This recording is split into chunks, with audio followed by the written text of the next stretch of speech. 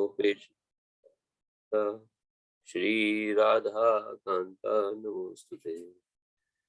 जयतां सूरतो पंगुर्ममः मन्दमतेर्गति मत्सर्वस्य पदाम्बुजो श्री राधा मदन मोहन दिव्य वृंदावरण्य कल्पद्रुमाद श्रीमद् रत्नाकर सिंहासनस्थौ श्रीमद् राधा शील गोविंद देवो पृष्ठालिभिः सेव्यमानो स्मरामि।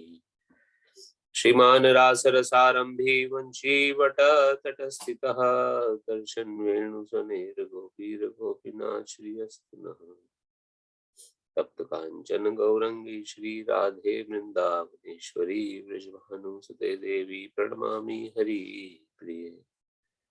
वाञ्छाकल्पतरुभ्यश्च कृपा सिन्धुभ्येव च पतितानां पावनेभ्यो वैष्णवेभ्यो नमो नमः। जय श्री कृष्ण चैतन्य प्रभु नित्यानंदा श्री अद्वैत गदाधर शिवासादि गौर भक्ता वृंदा। हरे कृष्ण कृष्ण कृष्ण हरे हरे हरे राम राम राम हरे हरे हरे कृष्ण कृष्ण कृष्ण हरे हरे हरे राम राम राम हरे हरे हरे कृष्ण कृष्ण कृष्ण हरे हरे हरे राम राम राम हरे। नारायणं नमस्कृत्यं नरं चैव नरोत्तमं देवीं सरस्वतीं व्यासं ततो जयमुदीरये। नश्य प्रायस्य भद्रेषु नित्यं भागवत सेवया भगवते उत्तम श्लोके भक्तिर्भवति नैष्ठिकी। श्रीमद् भगवत गीता की जय। भगवान की वाणी भगवत गीता की जय। हरे कृष्णा अजय प्रभु जी, थैंक यू फॉर ज्वाइनिंग। हरे कृष्णा प्रभु जी। तो भगवत गीता के नए समय में इतवार वाले दिन आप सभी का स्वागत है। काफी लोगों ने इतवार को एक्सेप्ट किया था, तो इसलिए हमने इस टाइम को चेंज किया।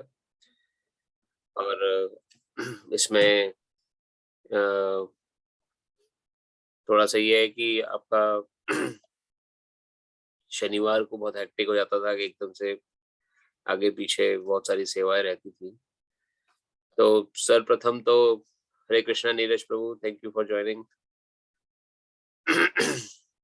सर्वप्रथम तो एक सूचना सभी को देनी है कि रथ यात्रा का दिन निर्धारित हो गया है इस्कॉन में। इस्कॉन सेंट लुइस 9 जुलाई को रथ यात्रा निकल रही है भगवान जगन्नाथ की। जगन्नाथ बलदेव सुभद्रा महारानी। जिस प्रकार जगन्नाथपुरी में रथ यात्रा निकलती है उतने लार्ज स्केल पे तो नहीं, लेकिन हाँ फिर भी काफी लार्ज गैदरिंग होती है। तो अगर आप सभी को समय मिले, 9 जुलाई सैटरडे है, तो आप सभी परिवार सहित मित्रों सहित आ सकते हैं। क्रीफकोर लेक, जो मेरिलैंड हाइट्स में क्रीफकोर लेक है, उसके जो पेवमेंट जो वॉकिंग पाथ है वहां पर, दैट्स द वेन्यू डिसाइडेड। तो उसके नदी के ही चारों तरफ किनारे किनारे पर रथ यात्रा रहेगी। और उधर ही पंडाल होंगे, काफी सारे 3-4 पंडाल लगाए जाएंगे, जिसमें गिफ्ट शॉप है और बच्चों के लिए रिक्रिएशन, जो जंपिंग हाउस, ऐसे कुछ झूले होते हैं। तो ये सब प्रोग्राम में लिस्ट में शामिल है। इसमें और भी वेन्यूज पता लगेंगे। नॉर्मली जो रथ यात्रा में जो पंडाल होते हैं उसमें gift shop, book distribution, books camp होता है, हिना पेंटिंग और फेस पेंटिंग, और 2-3 और रिक्रिएशनल एक्टिविटीज, योगा कैंप्स, बच्चों के लिए रिक्रिएशन कैंप्स। काफी अच्छा गैदरिंग हो जाती है। तो प्रयास करिए आप सभी, प्रोग्राम बनाइएगा 9th ऑफ जुलाई। टाइमिंग क्या प्रभु जी? रथ यात्रा जो प्रभु शुरू होगी वो 1 बजे से शुरू होती है, लेकिन जो प्रोग्राम है वो सुबह 8:30 बजे से ही थोड़े बहुत हो जाएंगे। 8:30 से वहाँ स्टेज सेटअप और वो सब सेटअप वेटअप रहेगा। तो एक 12 बजते बजते सब सेटअप वगैरह निपटेगा। उसके बाद 1 बजे रथ यात्रा शुरू होगी, 1 से 3 2 घंटा रथ यात्रा चलती है। 2 घंटा रथ यात्रा के बाद फिर वहाँ जो अलग-अलग पंडाल हैं, वहाँ पर अलग-अलग प्रोग्राम्स होंगे, स्टेज शोज़ हैं। स्टेज पे निर्धारित किया गया है। अ, अ, उसका जो मेन सेंटर है वो एकदम जो जो स्टेज बिल्कुल एंट्री पर ही स्टेज भी बनाया गया है। तो वहाँ पे अलग-अलग स्टेज शोज़ हैं, रॉक बैंड होगा और वो प्रोग्राम चलते-चलते 5 बज जाते हैं लोग। तो 5 से 6 मोस्ट प्रोबेबली 1 बजे रथ यात्रा प्रारंभ होगी और प्रोग्राम खत्म होते-होते स्टेज शोज़ वगैरह होते आप सब प्रसादम डिस्ट्रीब्यूशन शाम को 3-4 बजे के आस-पास होते 5-6 बज जाएँगे। तो 6 बजे तक आप लोग फ्री हो सकते हैं और पहले भी आप फ्री हो सकते हैं मतलब ये एक पूरा शेड्यूल है। सुबह 8:30 बजे से स्टार्टिंग होगा और ओके प्रभु जी। और मैं कोशिश करूंगा यहाँ से कम 8-10 फैमिलीज को लेकर आऊं। हरी हरी और बोल। जय हो। और मैं मॉर्निंग में अवेलेबल हो जाऊंगा, कुछ भी सेवा कार्य चाहिए तो। और बाकी जो फैमिलीज हैं उनको करीब 12-1 बजे के आसपास लेके आ जाऊंगा। ठीक है प्रभु जी, जैसा आपको बिल्कुल ठीक लगे और जितना ये क्योंकि ये ऐसा मौका है कि भगवान जगन्नाथ स्वयं निकल रहे हैं अपने घर से बाहर।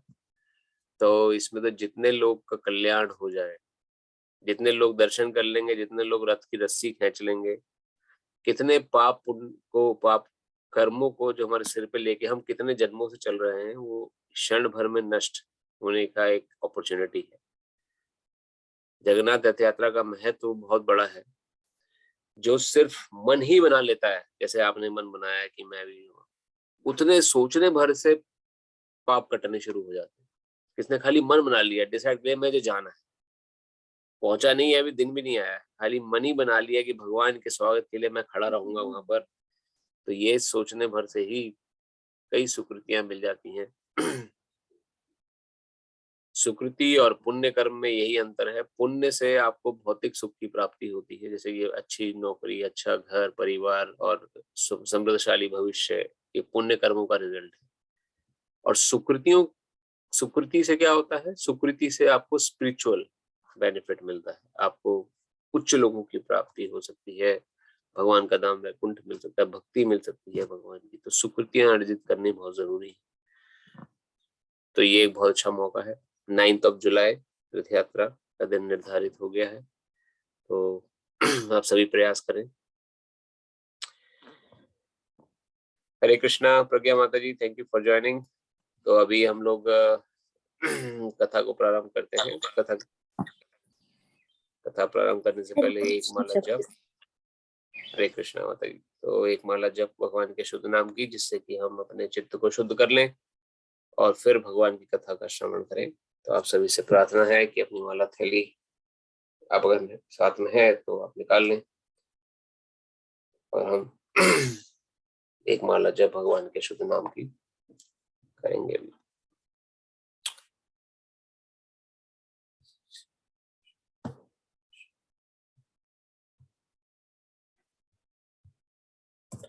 नमः ओम विष्णु पदाय कृष्ण पृष्ठाय भूतले श्रीमते नवयोगेंद्र स्वामिने नामिने। नमस्ते प्रभुपादेवे नाम संकीर्तन प्रचारिणे निर्विशेष शून्यवादी समस्त देश तारिणे। ओम विष्णु पदाय कृष्ण पृष्ठाय भूतले श्रीमते भक्ति वेदांत स्वामिनी नामिने। नमस्ते सरस्वती देवे गौरवाणी प्रचारिणे निर्विशेष शून्यवादी पाश्चात्य देश तारिणे। जय श्री कृष्ण चैतन्य प्रभु नित्यानंदा श्री अद्वैत गदाधर श्रीवासादि गौर भक्त। जय श्री कृष्ण चैतन्य प्रभु नित्यानंद श्री अद्वैत गदाधर श्रीवासादि गौर भक्त वृंद। जय श्री कृष्ण चैतन्य प्रभु नित्यानंद श्री अद्वैत गदाधर श्रीवासादि गौर भक्त वृंद। हरे कृष्ण कृष्ण कृष्ण हरे हरे, हरे राम राम राम हरे हरे। कृष्ण कृष्ण कृष्ण हरे हरे, हरे राम राम राम हरे हरे, हरे कृष्ण कृष्ण कृष्ण हरे हरे, हरे राम राम राम हरे हरे, हरे कृष्ण कृष्ण कृष्ण हरे हरे, हरे राम राम हरे हरे, हरे कृष्ण कृष्ण कृष्ण हरे हरे, हरे राम राम हरे हरे, हरे कृष्ण कृष्ण कृष्ण हरे हरे, हरे राम राम हरे हरे, हरे कृष्ण कृष्ण कृष्ण हरे हरे, हरे राम राम हरे हरे, हरे कृष्ण कृष्ण कृष्ण हरे हरे, हरे राम राम हरे हरे, हरे कृष्ण कृष्ण कृष्ण हरे हरे, हरे राम राम हरे हरे, हरे कृष्ण कृष्ण कृष्ण हरे हरे, हरे राम राम हरे हरे, हरे कृष्ण कृष्ण कृष्ण हरे हरे, हरे राम राम हरे हरे, हरे कृष्ण कृष्ण कृष्ण हरे हरे, हरे राम राम हरे हरे, हरे कृष्ण कृष्ण कृष्ण हरे हरे, हरे राम राम हरे हरे, हरे कृष्ण कृष्ण कृष्ण हरे हरे, हरे हरे कृष्ण हरे हरे, राम हरे राम राम हरे हरे राम हरे, राम राम हरे हरे, हरे हरे कृष्ण कृष्ण कृष्ण कृष्ण कृष्ण हरे कृष्ण हरे, कृष्ण हरे हरे, हरे राम राम हरे हरे राम हरे, राम राम हरे हरे हरे, हरे कृष्ण कृष्ण हरे कृष्ण हरे, कृष्ण हरे हरे, हरे राम राम राम हरे हरे, हरे हरे कृष्ण कृष्ण कृष्ण हरे कृष्ण हरे, कृष्ण हरे हरे हरे, हरे राम राम हरे राम हरे, राम हरे हरे हरे, कृष्ण हरे कृष्ण कृष्ण हरे कृष्ण हरे, कृष्ण हरे हरे, हरे राम राम हरे, राम राम हरे हरे, हरे हरे कृष्ण कृष्ण कृष्ण कृष्ण हरे हरे हरे, हरे, हरे हरे राम राम राम हरे राम हरे, हरे हरे, हरे कृष्ण हरे कृष्ण हरे, कृष्ण कृष्ण हरे हरे, हरे राम राम राम हरे हरे, हरे हरे कृष्ण कृष्ण कृष्ण हरे कृष्ण हरे, कृष्ण हरे हरे, हरे राम राम हरे राम हरे, राम हरे हरे, हरे कृष्ण हरे कृष्ण कृष्ण हरे हरे, राम हरे, हरे राम राम राम हरे हरे हरे, हरे कृष्ण कृष्ण कृष्ण हरे हरे, हरे हरे राम राम हरे हरे, कृष्ण हरे कृष्ण कृष्ण कृष्ण हरे हरे, हरे राम राम हरे हरे, हरे कृष्ण कृष्ण कृष्ण हरे हरे,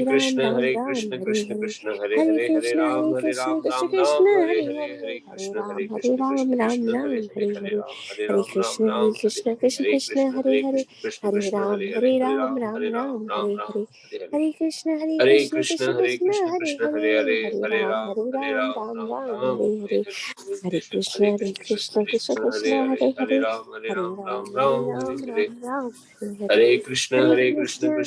हरे हरे, हरे राम हरे हरे, हरे कृष्ण कृष्ण हरे राम हरे हरे, हरे कृष्ण कृष्ण हरे राम हरे हरे, हरे कृष्ण कृष्ण हरे राम हरे हरे, कृष्ण हरे हरे, हरे कृष्ण हरे हरे, कृष्ण हरे कृष्ण राम हरे हरे हरे हरे, राम, हरे कृष्ण हरे हरे, हरे कृष्ण हरे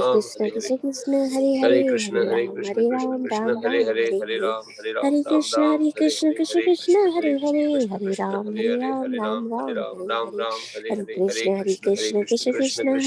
हरे, हरे राम हरे हरे हरे, हरे, हरे हरे कृष्ण कृष्ण हरे हरे, हरे राम हरे हरे, हरे हरे हरे कृष्ण, कृष्ण कृष्ण हरे हरे हरे, राम हरे हरे, हरे हरे, हरे हरे कृष्ण कृष्ण हरे हरे, हरे राम हरे हरे, हरे कृष्ण हरे हरे, हरे हरे हरे राम हरे हरे हरे, हरे, हरे हरे राम हरे कृष्ण हरे,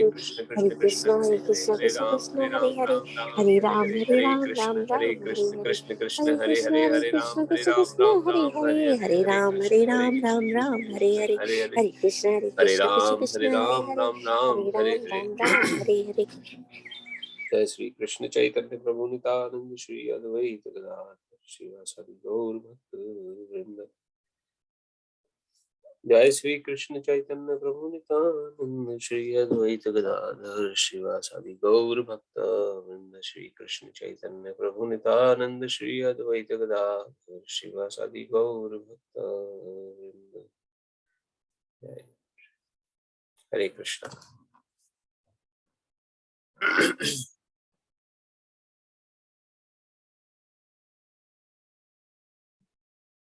तो जैसा हम सभी डिस्कस कर रहे थे अभी कि भगवान की रथ यात्रा आने वाली है, इस्कॉन सेंट लुइस ऑर्गेनाइज कर रहे हैं 9 जुलाई को। तो ये भी भक्ति का एक बहुत प्रमुख अंग है कि जो भगवान कृष्ण की के स्वागत हेतु जो जो व्यक्ति खड़ा होता है या उनकी उनकी सेवा के लिए अपने को तत्पर करता है, उसका जीवन सही मायनों में सफल हो जाता है। क्यों ऐसा बोला जाता है? क्योंकि मनुष्य शरीर प्राप्त करके भी अगर राधा कृष्ण का भजन नहीं किया, तो हमारे संतगण क्या वर्णन करते हैं? मनुष्य जन्म पाइया, राधा कृष्ण ना भजिया, जानिया सुनिया विष खाई। जानबूझ के विष खा लिया, ऐसा शास्त्र और ऐसे हमारे संत जो वैष्णव समुदाय है वो वर्णन करते हैं कि मनुष्य जन्म अगर अभी मिला है तो उसको व्यर्थ मत जाने दें, राधा कृष्ण का भजन जरूर करें। ऐसा कोई दिन ना जाए जिस दिन राधा कृष्ण का नाम ना निकले मुंह से, या ऐसा कोई भी समय ना जाए, क्षण ना बीते जिसमें उनका स्मरण ना हो। तो हर क्षण उनका स्मरण होना मुश्किल है प्रैक्टिकली, अगर आप दूसरे काम में भी लगे हुए हैं तो हर समय, लेकिन उसका प्रयास हमें करना है। और वह प्रयास कैसे हम सफलता की तरफ लेके जा सकते हैं, जैसे हमने पिछले हफ्ते समझा था, सबसे सरल विधि क्या है? श्रवण करना, उनकी राधा कृष्ण कथाओं को श्रवण करना, कृष्ण कथा का श्रवण करना।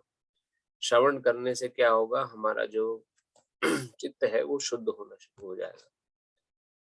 नहीं तो इसमें इतने सारे संस्कार हैं कई जन्मों के कि हमें हमारा मन जो है ये आगे बढ़ने ही नहीं देगा।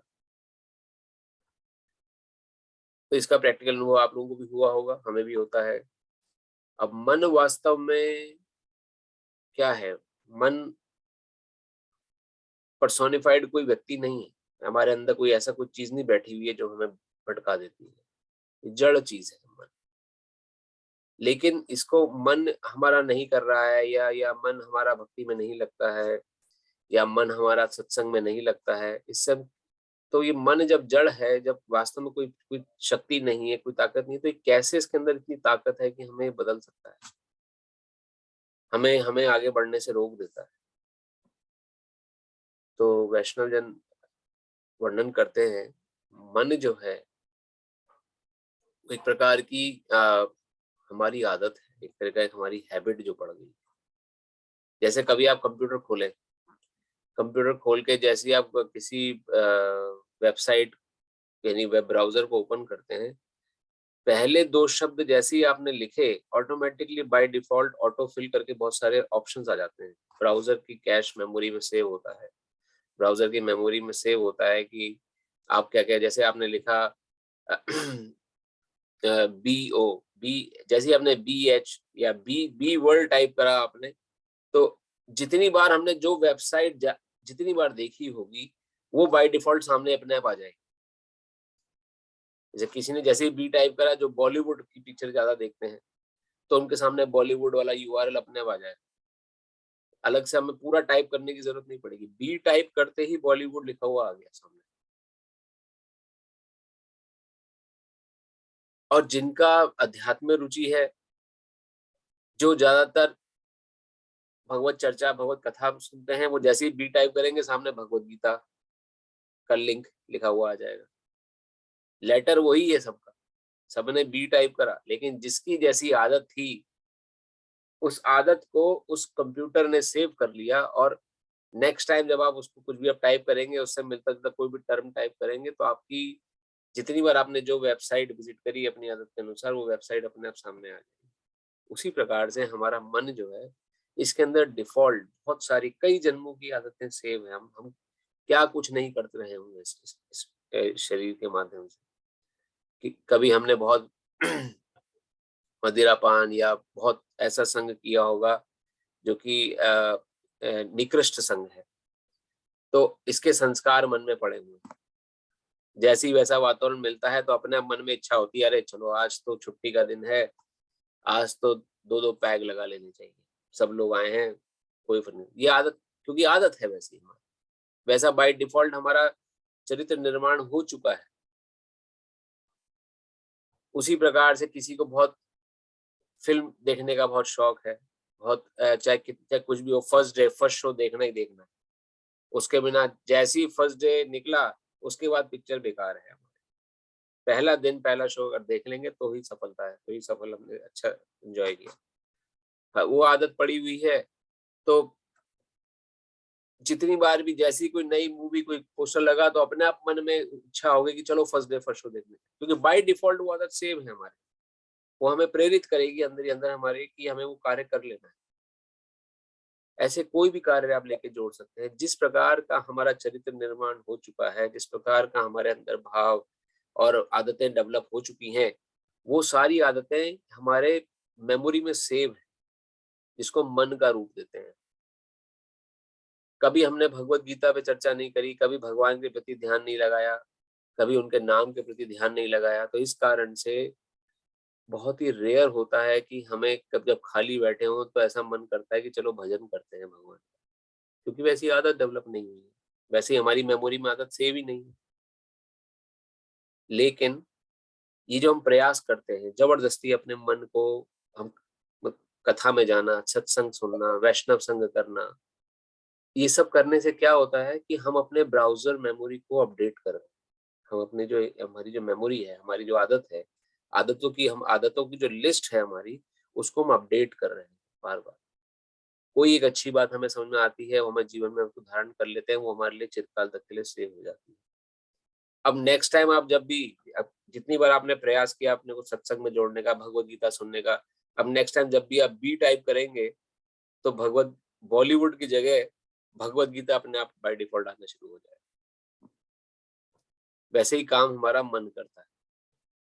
तो मन एक जड़ चीज है, मन एक सूक्ष्म, इसको देख नहीं सकते आप, लेकिन पूरा कंट्रोल इसका हमारे पे इसलिए है क्योंकि हमने ही इसे ऐसा बना दिया है अपनी आदतों के कारण, to enjoy our minute independence. जो हमें स्मॉल थोड़ी सी स्वतंत्रता मिली है भगवान के द्वारा, उस स्वतंत्रता का दुरुपयोग करने के कारण हमारे मन में कई बुरे संस्कार भरे हुए हैं, जो समय परिस्थिति के अनुसार अपने आप जागृत हो जाते हैं और हमें उनके अनुसार कार्य करना पड़ता है। लेकिन इन्हीं संस्कारों को जब हम अच्छे संस्कारों से दबा देंगे, ढक देंगे, उसको उनको प्राधान्यता दे देंगे, तो जब भी खाली होंगे, जब भी, तो हमेशा अच्छे संस्कारों के विचार आएंगे मन में। ये सिंपल सा कॉन्सेप्ट है। इसको आप जितना अच्छे समझेंगे उतना इजीली आप मन को कंट्रोल कर सकते हैं। अब किसी का क्रोध बहुत अच्छा क्रोधी स्वभाव है, बहुत ही बड़ा क्रोधी स्वभाव है, जरा सी बात पे क्रोधित हो जाता है इंसान, तो कोई जरा सा ऊपर नीचे हुआ तो एकदम से बड़ा तेज गुस्सा आ गया। ऐसा क्यों? क्योंकि हमने अपने मन को वैसा बना के रखा हुआ। हमने देखा है कि यार मैं जैसे ही क्रोध करता हूँ तो सामने वाला को मैं दबा सकता हूँ अपने क्रोध से, तो क्रोध कर लेना अच्छा है, तो क्रोध की आदत पड़ गई। तो जरा सा भी मेरे मेरे अनुरूप कोई बात नहीं हुई तो एकदम क्रोध आ गया। क्रोध को हम रोक नहीं पाए क्योंकि हमारे अंदर वैसा उतनी शक्ति नहीं कि हम क्रोध को रोक पाए। तो अब जब हमने मनन चिंतन शुरू किया, भगवान की चर्चा शुरू करी, तो हमने देखा कई एग्जाम्पल है, क्रोध, भगवान की सेवा में क्रोध का उपयोग करना ही क्रोध करने की पूर्णता है। अगर क्रोध करना भी है तो भगवान के लिए क्रोध करना चाहिए।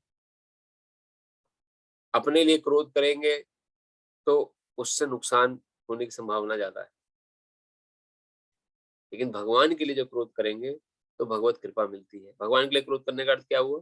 जैसे हनुमान जी ने क्रोध किया था, पूरी लंका जला दी क्रोध में, इसी क्रोध में जला दी कि सीता माता को उठा के ले आया रावण, इसको चौपट कर दूंगा।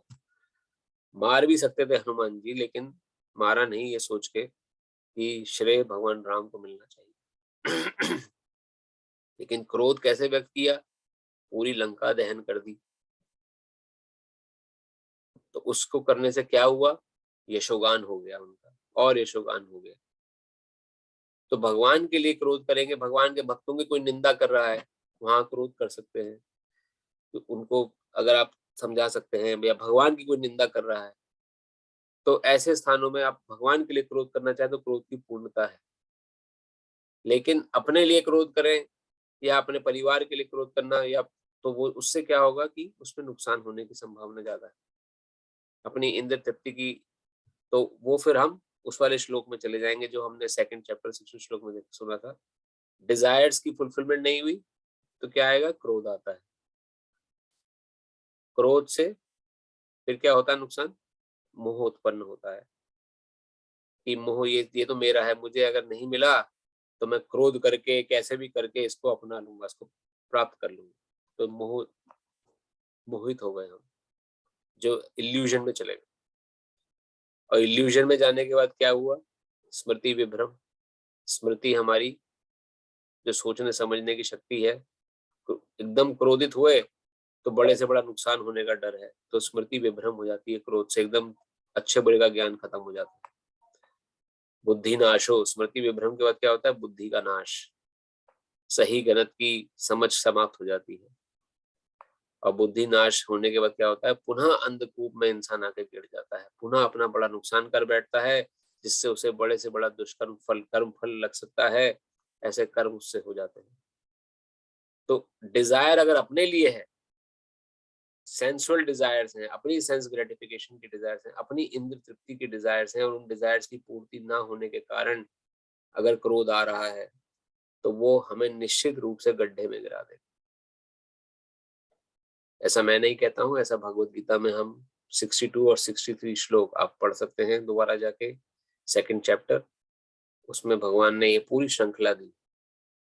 लेकिन वही डिजायर अगर भगवान के प्रति है, भगवान की कथा संबंधी डिजायर है, मन में इच्छा है कि भगवान संबंध कोई कथा करें, भगवान संबंध कोई कार्य करें, और वही डिजायर की पूर्ति के लिए अगर हम पूरे प्रयासरत होते हैं और भगवान की सेवा के निमित्त कोई कार्य करते हैं, तो उस दौरान अगर क्रोध भी अगर आता है तो क्रोध की भी पूर्णता है,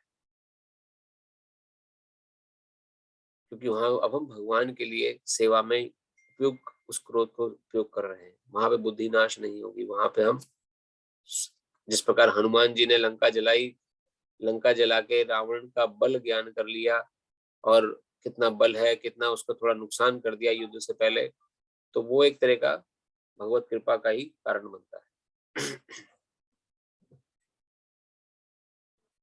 इस मन को कैसे कंट्रोल करना है, ये तभी संभव हो पाएगा जब आप कथा श्रवण नियमित रूप से करेंगे। श्रवण बहुत ही इंपॉर्टेंट प्रोसेस है, और उसी को हम आगे लेके चल रहे हैं इस चैप्टर में।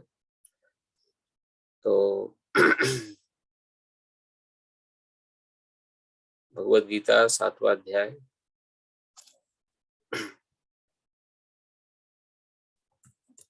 तो हम प्रारंभ करते हैं। 2 श्लोक हम पढ़ चुके हैं, और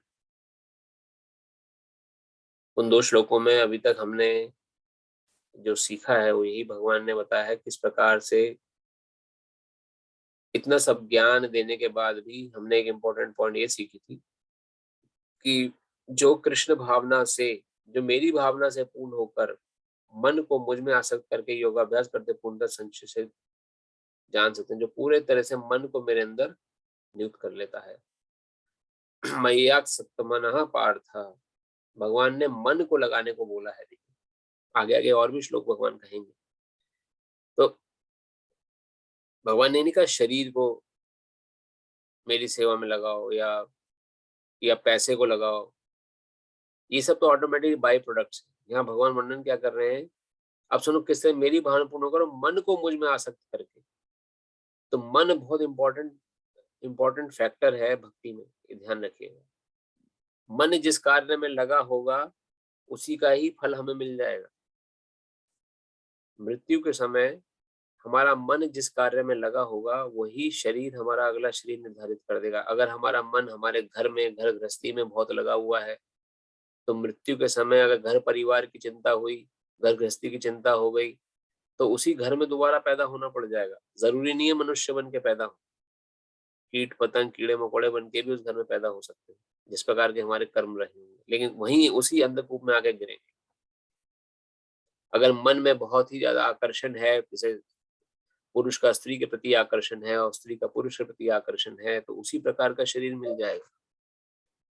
पुरुष स्त्री शरीर प्राप्त कर लेगा, स्त्री पुरुष शरीर प्राप्त कर लेंगी, क्योंकि शारीरिक आकर्षण। मन लगा हुआ है इधर उधर, खुद बिना भगवान को भोग लगाए खाने में, या जो अलग अलग जगह पर खाना खाते हैं, मुंह मारते हैं, इसी होटल में उस होटल में या कहीं ढाबे पर बिना भोग लगाए कुछ भी खा लिया बिना सोचे समझे, किसी जीव को मार के भी खा गए। तो सिर्फ जबान के स्वाद के लिए जिन्होंने अपना जीवन जिया, तो मन उसी में लगा रहा, तो अगला जीवन शूकर का मिलता है, जो जगह जगह नाली में मुंह मारता है। तो मन को भगवान ने यहाँ पर बोल रहे हैं कि मन जो अगर भगवान की सेवा में लगा होगा तो निश्चित रूप से भगवत प्राप्ति करा देगा। उसका हमें प्रयास करना है, कैसे मन को भगवान की सेवा में लगा, कैसे वो डिफॉल्ट मेमोरी जो सेटअप हो गई है हमारे अंदर, उसको हम भगवत परायण करा सके, उस डिफॉल्ट मेमोरी को। तो ये एक हमारे लिए बेनिफिशियल सिद्ध हो सकता है। तो फर्स्ट श्लोक में भगवान ने यही बोला कि मेरी भावना से पूर्ण होकर मन को मुझ में आसक्त करके योगाभ्यास करते हुए पूर्णतः संशय से जान सकते हो। भगवान को कैसे जान सकते हैं? जब मेरी भावना, जब भगवान कृष्ण की भावना को अपने मन में विस्तार करके, कृष्ण संबंधी ज्ञान सुन के, भगवान कृष्ण की लीलाओं का श्रवण करके, भगवान कृष्ण की दी हुई शिक्षाओं को समझकर उसके अनुसार अपने जीवन को ढाल के हम पूर्णतः कृष्ण भावना भावित हो सकते हैं। और अगर कृष्ण भावना भावित हो गए और मन हमारा भगवान कृष्ण में रम गया तो निश्चित रूप से मृत्यु के समय भगवान कृष्ण का ध्यान आएगा और भगवान कृष्ण की कृपा हमें मिलेगी। नहीं तो संभव नहीं है बिल्कुल। कई लोग कहते हैं अरे आप तो अभी आपकी उम्र ही क्या है भजन भक्ति करने की, बुढ़ापे में करिएगा, जब बूढ़े हो जाएं तब करिएगा, तब जब ना हाथ पैर में जान प्राण हो, ना जब घुटनों में दर्द बैठा हुआ हो, कमर सीधी खड़ी ना होती हो, तब जाके भजन भक्ति हो सकती है क्या? तब तो और नहीं होगी। यही समय है आज, इस समय जब हमारी अंदर मैक्सिमम एनर्जी है, हमारे अंदर मैक्सिमम पावर है, ना हमारे घुटनों में दर्द है, ना कमर में दर्द है, ना कोई परेशानी है। इस समय जो अगर आपने भजन भक्ति कर लिया तो वही भजन भक्ति आपका एक काम आएगी। बुढ़ापे के लिए अगर रखेंगे इसको तो कभी नहीं सीख पाएंगे, कभी नहीं कर पाएंगे। और मृत्यु के समय वही समय चीजें ध्यान आएंगी जिसका पूरा जीवन भर हमने मनन किया है। तो ये एक बहुत इम्पोर्टेंट विषय है कि मन को हमें कृष्णमय बनाना है अगर हमें इस संसार चक्र से बाहर निकलना है, नहीं तो फिर से संसार अंधकूप में गिरने की संभावना बनी रहती है। तात्पर्य में हमने ये भी समझा था किस तरह श्रवणवताम स्वकथा कृष्ण पुण्य श्रवण कीर्तन, श्रवण पे जोर दिया गया है। वैदिक साहित्य से श्री कृष्ण के विषय में सुनना या भगवत गीता से साक्षात उन्हीं से सुनना अपने आप में पुण्य कर्म है। और जो प्रत्येक हृदय में वास करने वाले भगवान कृष्ण के विषय में सुनता है उसके लिए वे शुभेच्छु मित्र की भांति कार्य करते हैं। और जो भक्त निरंतर उनका श्रवण करता है उसे वे शुद्ध कर देते हैं। तो श्रवण करने से क्या फायदा होगा? हम शुद्धता की तरफ आगे बढ़ जाएंगे। ना क्रोध आएगा, ना मोह, ना काम वासना, ना किसी प्रकार का कोई द्वेष, ना मत्सर, ना ईर्ष्या। ये जितने भी बुराइयां हमारे अंदर हैं ये तभी तक हैं जब तक हम कृष्ण भावना भावित नहीं, जब तक कृष्ण हमारी भावनाओं में नहीं। जैसे ही कृष्ण हमारी भावनाओं में बस जाएंगे और हम कृष्णमय हो जाएंगे, हम कृष्ण के बारे में श्रवण कीर्तन प्रारंभ कर देंगे तो समस्त प्रकार की बुराइयां अपने आप स्वतः चली जाएंगी, अनर्थ निवृत्ति अपने आप हो जाएगी। यह सब भगवत गीता से हमें सीखने को मिल रहा है। इस प्रकार भक्त अपने सुप्त दिव्य ज्ञान को फिर पा लेता है। तो ये जितना भी ज्ञान हम पढ़ रहे हैं इस समय भगवत गीता में जो हम सीख रहे हैं ये वास्तव में ज्ञान पहले से ही हम सबके अंदर है। क्यों है?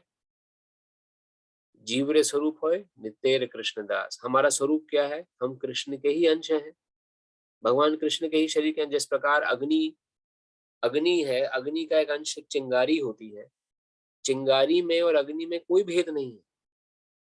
उतनी चिंगारी भी किसी चीज पे पड़ जाए तो वो आग लगा सकती है और अग्नि में के अंदर भी आग जलाने की क्षमता है। तो क्वालिटेटिवली चिंगारी में और अग्नि में कोई भेद नहीं है, क्वांटिटेटिवली भेद है। चिंगारी छोटी है और अग्नि विशाल है। उसी प्रकार समुद्र और समुद्र की बूंद का एग्जांपल हम लेते हैं। समुद्र की बूंद भी खारी है और समुद्र भी खारा है। डिफरेंस क्वालिटी में नहीं है, डिफरेंस क्वांटिटी में। उसी प्रकार हम सब, आप सब जीव जो है और भगवान, क्वालिटेटिवली कोई अंतर नहीं है। हमारे अंदर जो भगवान के अंदर जो क्वालिटीज है वो हमारे अंदर भी लघु मात्रा में क्वालिटीज हैं, छुपी हुई हैं, ढकी किस आवरण से ढक गई हैं? हमारे जो ये 3 गुण है, रजोगुण, तमोगुण, सतोगुण, और इन गुणों के एक प्रधानता होने कारण वो जो क्वालिटी है हमारे अंदर वो ढक गई। दिव्य ज्ञान जो है, ये दिव्य ज्ञान ढक चुका है, लेकिन ये दिव्य ज्ञान पुनः प्राप्त हो सकता है अगर हम श्रवण करना शुरू कर दें भगवान के बारे में। अपनी पूर्ण शक्ति जो जिसके हम शारीरिक के अंश हैं, अपनी ओरिजिनल आइडेंटिटी को अगर हम समझने लग जाएंगे, तो निश्चित रूप से ये जितना भी बुराइयां हैं हम इजीली दूर कर सकते हैं। ऐसा यहाँ वर्णन आ रहा है। इस प्रकार भक्त अपने सुप्त दिव्य ज्ञान को फिर पा लेता है। फिर से उसे रियलाइज हो जाता है कि मैं भगवान का ही अंश हूँ। जिस प्रकार भगवान की मृत्यु नहीं है, मेरी भी मृत्यु नहीं है। मैं सिर्फ शरीर बदलूंगा एक दिन। जिस प्रकार भगवान सच्चिदानंद है, हमेशा आनंद में रहते हैं, मैं भी सच्चिदानंद हूँ, मैं भी हमेशा आनंद में रह सकता हूँ। मगर मैं क्यों नहीं रह पाता आनंद में? क्योंकि अपने को शरीर समझे बैठा हूँ। शरीर में जो आनंद आ रहा है मुझे आनंद लग रहा है, शरीर संबंधियों को जो आनंद मिल रहा है तो मुझे आनंद मिल रहा है। कुछ जरा सा कुछ प्रॉब्लम हो गई शरीर में या शरीर संबंधियों को तो मेरा आनंद खत्म। जब तक हम शरीर समझे बैठे रहेंगे अपने को, तब तक हमारे आनंद लिमिटेड है। जैसे हमें अपने स्वरूप का ज्ञान होगा, हमें ज्ञान होगा कि वास्तव में मैं भगवान का ही अंश हूँ और भगवान की ही कृपा पात्र से जीवन चल रहा है, उन्हीं कृपा पात्र से आगे चलेगा। मुझे सिर्फ उनकी सेवा में निमित्त बनना है। जिस प्रकार ये हाथ मेरे शरीर का अंग है, जब तक ये मेरे शरीर से जुड़ा हुआ है तब तक ये सुखी है। इसे अलग से खाना नहीं चाहिए। अगर ये हाथ खाना उठा के पेट में आमाशय में डाल रहा है तो इसे एनर्जी अपने आप मिल रही है। इसे अलग से प्रयास से अलग से खाना, ये अगर ये रिवोल्ट कर दे जी मुझे तो खाना मिलता ही नहीं है, मैं तो उठा के पेट में डाल देता हूँ या मुंह में डाल देता हूँ हाथ खाने को, मेरा क्या फायदा है? ये हाथ सोच सकता है। उसी प्रकार शरीर का कोई भी अंग सोच सकता है। आंख सोच सकती है मुझे तो कोई खाना देता नहीं है, मैं तो दिखा रही हूँ इतना इंपॉर्टेंट काम कर रही हूँ, जीव को सामने की दृष्टि कराती हूँ, लेकिन मेरा पर्सनल क्या योगदान? मुझे पर्सनल मेरी कोई प्रोटेक्शन नहीं करता है। सब कोई पेट की सेवा में लगे हुए हैं। जो कुछ मेहनत करी, खाना इकट्ठा किया, उठा के पेट में डाल दिया। तो हर अंग अगर ये सोचने लग जाए, ऐसी कथा आती है कि एक बार सभी अंगों ने स्ट्राइक कर दी। आंख ने स्ट्राइक कर दी, कान ने स्ट्राइक कर दिया कि हमारे लिए तो कोई कुछ कर ही नहीं रहा है, हर कोई उठाता है, पेट को सुखी करने में लगे हुए हैं। तो उनको समझाया गया फिर कि आप जब पेट को आमाशय खाना मिलता है तो ऑटोमेटिकली सारी एनर्जी सभी अंगों को डिस्ट्रीब्यूट हो जाती है। आंख को उसकी यथाशक्ति आ जाएगी, हाथ में शक्ति आ जाएगी। 2 दिन खाना मत खाइए, आप हाथ पैर ढीले पड़ जाते हैं, कमजोरी महसूस होने लगती है। वैसे ही जैसे ही खाना खा लेंगे, हाथ अपना फिर से स्ट्रेंथ महसूस करने लगता है। तो ये शरीर के अंग जितने भी हैं, इनको इंडिविजुअली सेटिस्फाई होने की जरूरत नहीं है। अगर ये पेट को संतुष्ट करेंगे, आमाशय को संतुष्ट करेंगे, तो निश्चित रूप से खुद भी संतुष्ट हो जाएंगे। उसी प्रकार हमें अलग से अपने सुख के लिए भागने की जरूरत नहीं है। अगर हम भगवान कृष्ण को प्रसन्न कर देंगे, भगवान कृष्ण प्रसन्न हो जाएंगे, तो हम उनके ही अंश होने के कारण हम स्वतः अपने आप प्रसन्न हो जाएंगे। जितना हम भगवान से दूर भागेंगे, उतना हम मृत तृष्णा में फंसे रहेंगे। उतना हमें सुख ढूंढने के लिए कभी सिगरेट के पैकेट को पकड़ना पड़ेगा, कभी शराब की बोतल को पकड़ना पड़ेगा, कभी व्यभिचार करने के लिए मदिरालय में, वैश्यालयों में जाना पड़ेगा, कभी हमें किसी की निंदा चुगली करनी पड़ेगी। सुख तलाश रहे तभी तो कर रहे हैं, हमें सुख मिल रहा है, लेकिन वास्तव में सुख कहाँ मिल रहा है? क्या सिगरेट पीने से सुख है? अपने ही अंग को जला रहे हैं, फिर भी बार बार चेन से स्मोकर बन रहे हैं। शराब पीने से भी कोई सुख नहीं है। कितनी बार आप शराब पी लीजिए, नशा करने से, चरस, गांजा, अफीम कुछ भी खा लीजिए, जितना भगवान कृष्ण से दूर जाके सुख तलाशेंगे, उतना ही भटकते रह जाएंगे। इसे मृग तृष्णा कहा है। श्रील प्रभुपाद कहते हैं जैसे कि हिरण है, हिरण रेगिस्तान में घूमता रहता है, दूर उसे पानी का छलावा में दिखता है कि वहां पानी है, लेकिन वास्तव में वो एक छलावा मृग तृष्णा है। उसी प्रकार पानी रेगिस्तान में कहाँ मिलेगा? आपको अगर पानी चाहिए तो कुएं के पास जाना ही पड़ेगा। अगर आपको सुख चाहिए तो कृष्ण से जुड़ना ही पड़ेगा, क्योंकि हम उन्हीं के अंश हैं। भगवत गीता की वाणी है। ये जब भगवान कृष्ण से हम जुड़ जाते हैं और उनके बारे में श्रवण करते हैं, सुनते हैं, तो हमारे दिव्य ज्ञान, जो हमारा खुद का, हमारे अंदर दिव्य ज्ञान, अब देखिए हमें ये कोई भी भक्त, ये दिव्य ज्ञान सभी के अंदर है, अपने आप रियलाइज होगा आपको कि वास्तव में ये जो फैक्ट, ये फैक्ट बातें हैं, फैक्ट ट्रुथ, तो आप दूसरों को बता पाएंगे और दूसरे तभी समझ पाएंगे। जब तक आपको खुद रियलाइजेशन नहीं होगी तब तक ना आप समझा पाएंगे ना कोई समझ पाएगा। तो इस दिव्य ज्ञान को प्राप्त करने का क्या तरीका है? कोई जादू टोना नहीं है, सिर्फ भगवान के बारे में सुनना है। जितना सुनेंगे, जितना श्रवण करेंगे उनकी कथाओं का, उनकी लीलाओं का, उनकी बताए हुए मार्ग का, उतना ही ये दिव्य ज्ञान आपके हृदय में अपने आप प्रकाशित होता जाएगा। कोई अलग से प्रयास, किसी को पैसा देने की, किसी जादू टोना, किसी भी तांत्रिक आंतरिक के आगे हाथ पैर फैलाने की जरूरत नहीं। दिव्य ज्ञान पहले से ही आपके अंदर है। ज्यो ज्यो वह भागवत तथा भक्तों से कृष्ण के विषय में अधिकाधिक सुनता है, त्यों त्यों वह भगवत भक्ति में स्थिर होता जाता है। जितना सुनते जाएंगे उतना स्थिर होते जाएंगे। प्रैक्टिकल बात है बिल्कुल।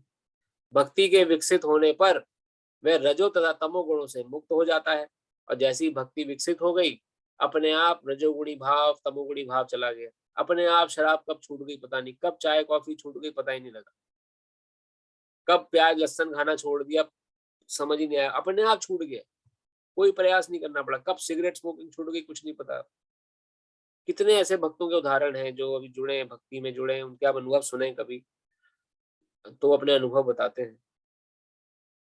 हमारा ही खुद का अनुभव था, हम पहले खूब चाय पीते थे, और फिर कॉलेज में, हमारे कॉलेज हॉस्टल के बाहर ही एक टपरी, एक छोटी दुकान को टपरी बोलते थे वहां पर। तो उसको वहां पे सुबह गए, शाम को गए, जब भी जाए तो एक गिलास चाय पी के आते थे पूरा, कई बार पैक करा के भी ले आते थे।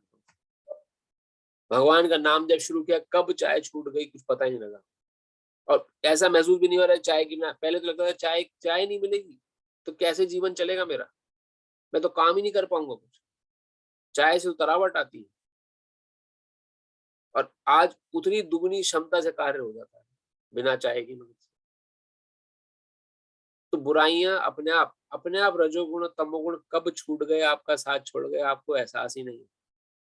कब? जब भक्ति विकसित हो जाती, अलग से प्रयास करने की आवश्यकता नहीं पड़ती, और इस प्रकार भौतिक काम तथा लोभ कम हो जाते हैं।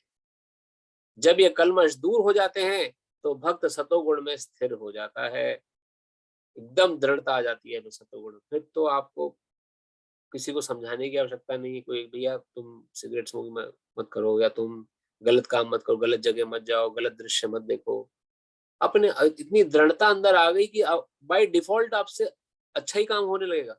ऑटोमेटिकली ऑटोमेटिकली आपका शेड्यूल ऐसा बन जाएगा कि सुबह 4 बजे उठना ही उठना है, अपने आप आँख खुल जाएगी सुबह 4 बजे। अभी क्या, अभी हम अलार्म लगाते हैं, 10 अलार्म लगाते हैं, एक इस कमरे में अलार्म रखा, फिर पहले हमने ऐसे ही प्रयास किया था 4 बजे सुबह उठने के लिए, 5 बजे पहले जिस कमरे में सोते थे वहां अलार्म लगते थे, उसके 5 मिनट बाद का अलार्म दूसरे कमरे में रखते थे, फिर उसके उसके 5 मिनट का अलार्म तीसरे कमरे में रखते थे, ताकि उठना पड़े, उस कमरे तक जाना पड़े अलार्म को बंद करने के लिए, तब तो नींद टूटेगी किसी न किसी तरह से। अपने पास रखे हुए अलार्म को तो एक हाथ मार के बंद कर देते, फिर सो जाते हैं। 5 मिनट बाद दूसरा अलार्म दूसरे कमरे में बजता है, उसको बंद करने जाना ही पड़ता था, थोड़ी नींद टूटती थी, फिर भी थोड़ा आलस करके आते थे, फिर तीसरा अलार्म तीसरे कमरे में बजता था। तो प्रयास भक्ति में उठे, जब भक्ति का भाव उजागर होता है, सतोगुणी भाव जागृत होता है, तो अपने आप सुबह मंगल मुहूर्त में, ब्रह्म मुहूर्त में आंख खुलती है। 4 बजे के बाद तो नींद ही ऐसा लगता नहीं नींद आती है, 4:30 बजे 5 बजे उठ के बैठ जाते हैं, स्वतः होता है। जब 5 बजे उठ के बैठ गए, अब क्या करें, अब एक ही काम, भगवान की आरती करें, मंगल आरती करें। मंगल आरती करेंगे, सुबह सुबह नाम जप हो गया, भगवान का नाम कीर्तन हो गया, मंगल आरती मंगल वेला में सुबह 7 बजे तक 8 बजे तक मंगल आरती करके नाम जप भगवान का हो जाता है।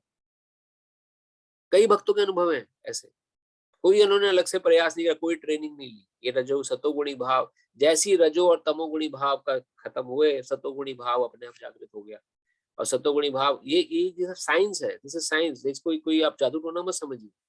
हम पे 3 गुण हमेशा एक्ट कर रहे हैं, रजो तमो और सतोगुण, ये हम पहले भी डिस्कस कर चुके हैं। 24 घंटे ये तीनों गुण हम पे हावी होते हैं, और हम लोग अपने से मूड स्विंग बोलते हैं। कभी हमारे अंदर एकदम मूड आया, अरे आज अच्छी प्रमोशन हुई, अच्छा पैसा मिला, चलो आज दान दे देते, कुछ पैसा भगवान कृपा से हुआ है तो भगवान की कृपा से मेरी सैलरी बढ़ी है तो मुझे दान देना चाहिए। सतोगुणी भाव एकदम प्रधान हो गया, दान के लिए पैसा एकदम निकाल दिया। निकाल ही रहे थे कि तभी रजोगुणी भाव एकदम, अरे पैसा दान में क्यों देना, पता नहीं जो दान दे रहा हूँ वो लग भी रहा है कि नहीं लग रहा है जिस पर्पज से दे रहा हूँ, या वो अपने मजे मस्ती के लिए दान पैसा कमा रहे हैं, ऐसा भाव एकदम मन में आ गया। मेरे आंखों के सामने तो कुछ हो नहीं रहा है, मैंने बैंक ट्रांसफर कर दिया बस। अब पता नहीं उस पैसे का सदुपयोग हुआ, दुरुपयोग हुआ, क्या गया, कहाँ गया पैसा, किसने देखा है। मैं अपने सामने दान दूंगा, जब भी दूंगा, अभी नहीं देता। जो सतोगुणी भाव आया था दान देने का कि चलो भगवान सेवा में दान निकाला जाए, रजोगुणी भाव ने उस भाव को दबा दिया। अब एक्स्ट्रा पैसा है, दान में निकल सकता था अगर सतोगुणी प्रधानता रहती, रजोगुण ने उस प्रधानता को दबा दिया, और रजोगुण से इंसान निश्चित रूप से तमोगुण में गिरता है। एक्स्ट्रा पैसा है, दान में गया नहीं, क्या करें, चलो एंजॉय करते हैं, फैमिली के लिए तो कमा रहे हैं, आज पार्टी बनाते हैं, मित्रों को बुलाते हैं, शराब ले आते हैं, ये सब एक्स्ट्रा में कोई नुकसान तो होना नहीं, तो इंजॉयमेंट में वो पैसा निकले, चलो मूवी देख के आते हैं, $250 मूवी में खर्च कर दिए, या कितने भी पैसे, जो महंगे से महंगी पिक्चर होगी, अच्छी होगी, देख के आ जाएंगे, लेकिन भगवान की सेवा में दान नहीं निकले, क्योंकि रजो और तमोगुण की प्रधानता है। कई हजारों डॉलर अपने इस देह की संतुष्टि के लिए खर्च कर देते हैं, लेकिन जहां भगवान की सेवा निमित्त कोई दान की बात आती है, वहीं पे 1000 बार हम सोचते हैं कि अरे पैसा फेंक तो नहीं रखी है। तो ये तीनों गुण, ये एक एग्जाम्पल है, इससे बहुत सारे एग्जाम्पल हो सकते हैं। ये तीनों गुण हम पे हमेशा हावी होते हैं, जैसे साइंस, कोई नहीं बचा है इनसे, ना चींटी से लेके ब्रह्मदेव तक, जितने भी जीव आते हैं बीच में, तीनों गुणों से प्रभावित हैं। अलग अलग गुणों में जिसकी प्रधानता है वो उस हिसाब से काम करता है।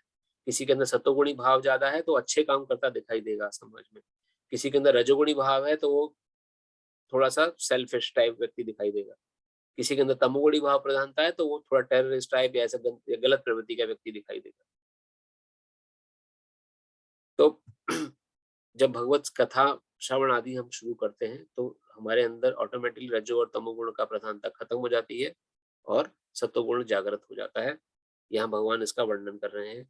भक्ति के द्वारा स्फूर्ति प्राप्त कर जब ये कल्मश दूर हो जाते हैं तो भक्त सत्वगुण में स्थिर हो जाता है, भक्ति के द्वारा स्फूर्ति प्राप्त करता है और भगवत तत्व की को पूरी तरह से जान लेता है। ये भगवत तत्व क्या है? भगवान का तत्व, जैसे किसी तत्व अर्थात उसकी मेन उसका एसेंस। जैसे कोई आपने कॉन्सेप्ट पढ़ा अपने कॉलेज में या कहीं पर भी आपने कुछ चीज समझी, जैसे आपने साइंस का कोई विषय पढ़ा, Newton's law of motion for example. Newton ने 3 लॉ दिए थे साइंस में, ऊपरी ऊपरी जिसने याद रखा उसने रटली परिभाषा एग्जाम में दिया, पास हो गया, उसने प्रैक्टिकली अनुभव करके नहीं देखा। लेकिन कुछ ऐसे वैज्ञानिक हैं जिन्होंने उनको प्रैक्टिकली अनुभव किया, प्रैक्टिकली अनुभव करके उस लॉ को सिद्ध किया कि नहीं, ये जो लॉज बनाए गए हैं ये बाकी में सही है और हम अपनी आंखों के सामने होता घटित होते देख रहे हैं, लॉ का इम्पैक्ट हो रहा है। ग्रेविटी जब तक न्यूटन ने फाइंड नहीं करी थी, उससे पहले भी ग्रेविटी थी, लेकिन न्यूटन ने एप्पल को गिरते हुए देखा तो उस वक्त, क्या उससे पहले एप्पल कभी गिरा नहीं होगा पेड़ से, लेकिन किसी ने उतना ध्यान नहीं दिया। लेकिन जब एप्पल गिरा तो यही एक ऐसा वैज्ञानिक था जिसने की ग्रेविटी की खोज करी कि पृथ्वी में गुरुत्वाकर्षण शक्ति है जो सबको खींच रही है। तो प्रैक्टिकली किसी चीज को अनुभव करने को कहते हैं तत्व ज्ञान। ऐसे ही तत्व ज्ञान भगवत संबंधी भी होता है। ऊपरी ऊपरी भगवान का ज्ञान रख लेना, सभी लोगों को पता है भगवान है, सभी लोग बोलते रहते हैं भगवान की पूजा करनी चाहिए, भगवान का स्मरण करना चाहिए, मंदिर जाना चाहिए, प्रसाद खाना चाहिए, ऊपर ऊपर सबको अच्छा होता है ये सब। ये एक ऊपरी ज्ञान है। और एक होता है भगवत तत्व ज्ञान।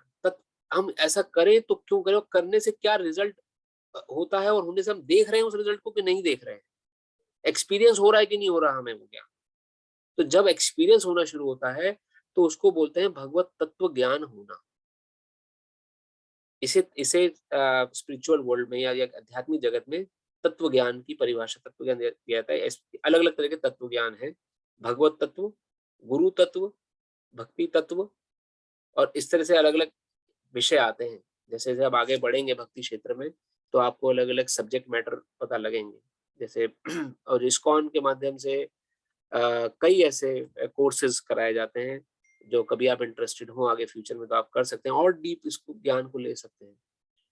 भक्ति शास्त्री कोर्स है जिसमें कि भक्ति शास्त्र इसमें और डीपली तात्विक इंफॉर्मेशन दी जाती है। खैर भगवत तत्व का यहाँ पर अर्थ क्या है? ये भगवत तत्व जब ये कलमश जब दूर हो जाते हैं भक्ति के द्वारा स्फूर्ति प्राप्त करता है, जब एनर्जी एंथुसियाज्म आ जाता है कि मुझे अब सीखना है, मुझे तत्व ज्ञान करना है। ये कब आएगा? जब आप सतोगुण में स्थित होंगे।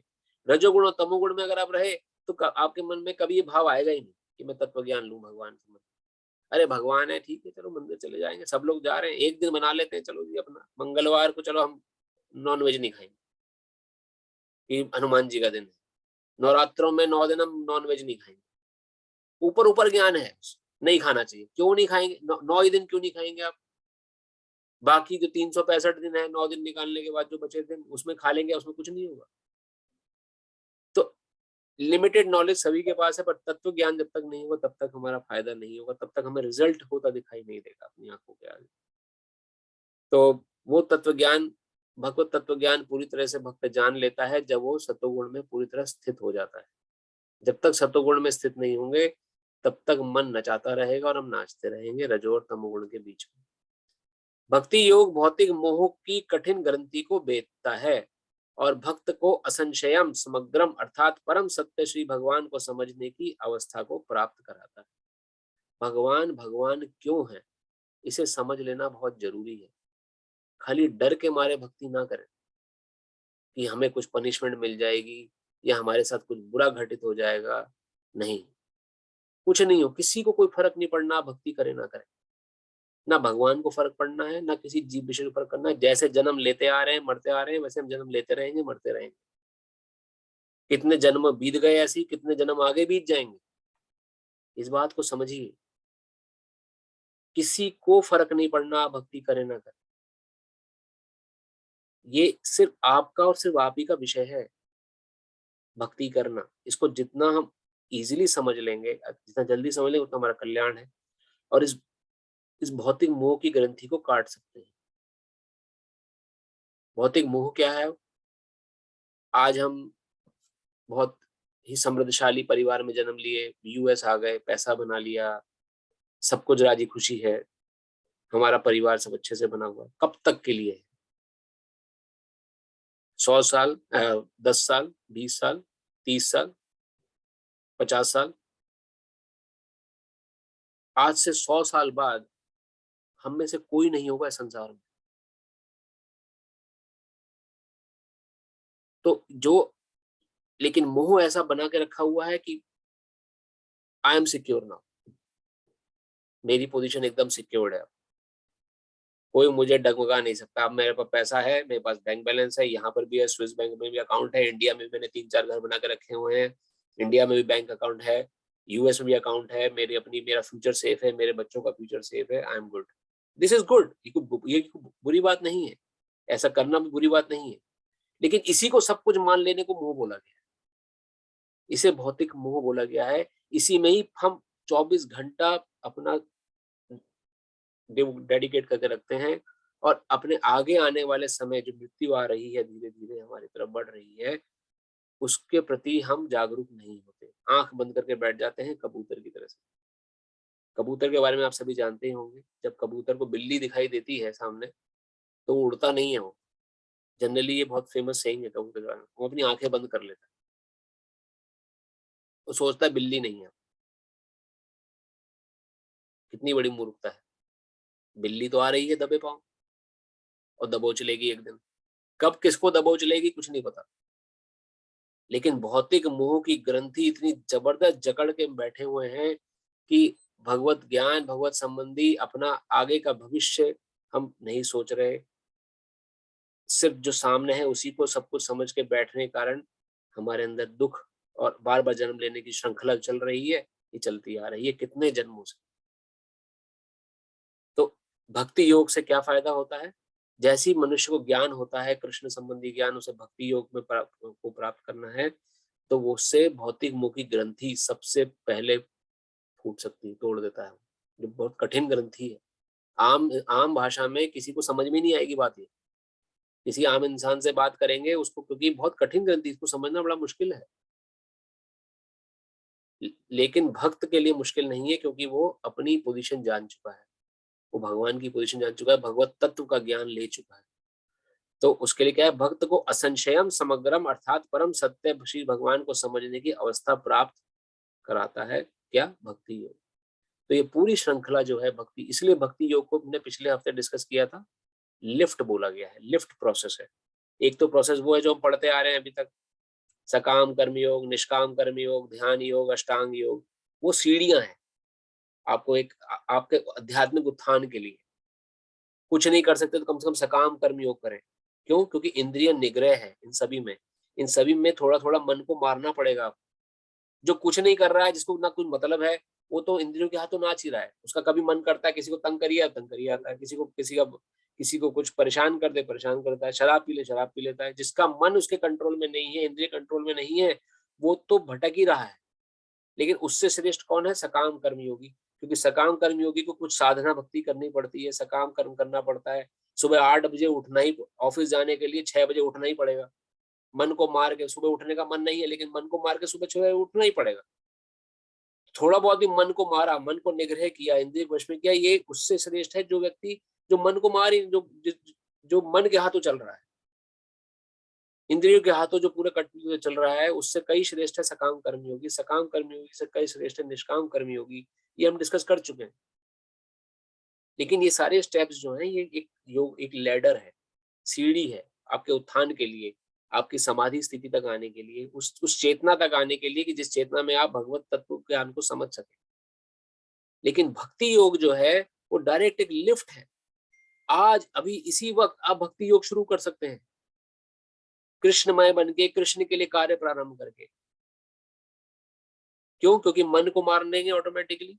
आज आपने मन बना लिया कि मुझे आज से आधा घंटा रोज श्रवण करना है। शुरू में मन नहीं लगेगा, शुरू में मन भागेगा, अरे क्या श्रवण करना, कुछ इतना इंपॉर्टेंट ऑफिस का काम है अभी निपटा लेता हूँ, इतना घर का काम इंपॉर्टेंट नहीं, कुछ भी काम इंपॉर्टेंट हो, मुझे आधा घंटा भगवान का श्रवण करना है। तो मन को मारा, मन को निग्रह किया वहां पर।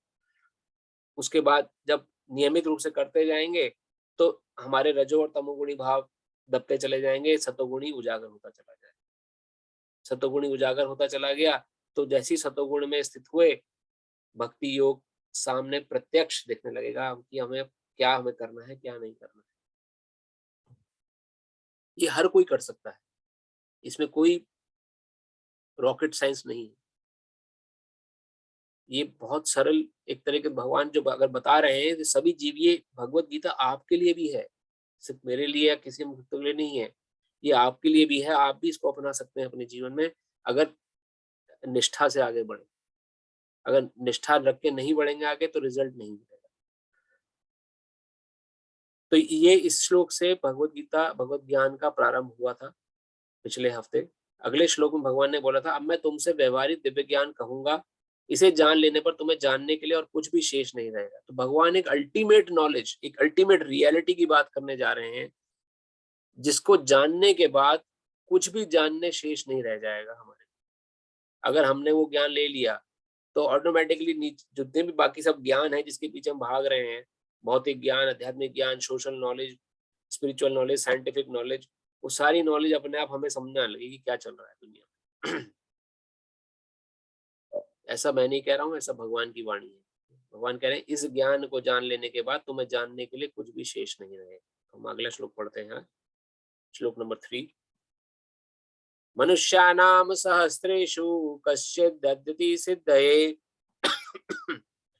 यततामपि सिद्धानां कश्चिन्मां वेत्ति तत्वतः।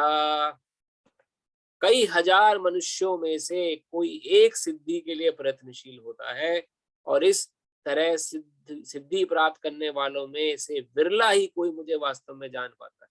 देखिए, भगवान खुद बोल रहे हैं कि कितना डिफिकल्ट प्रोसेस है, हर कोई इंटरेस्टेड नहीं होगा।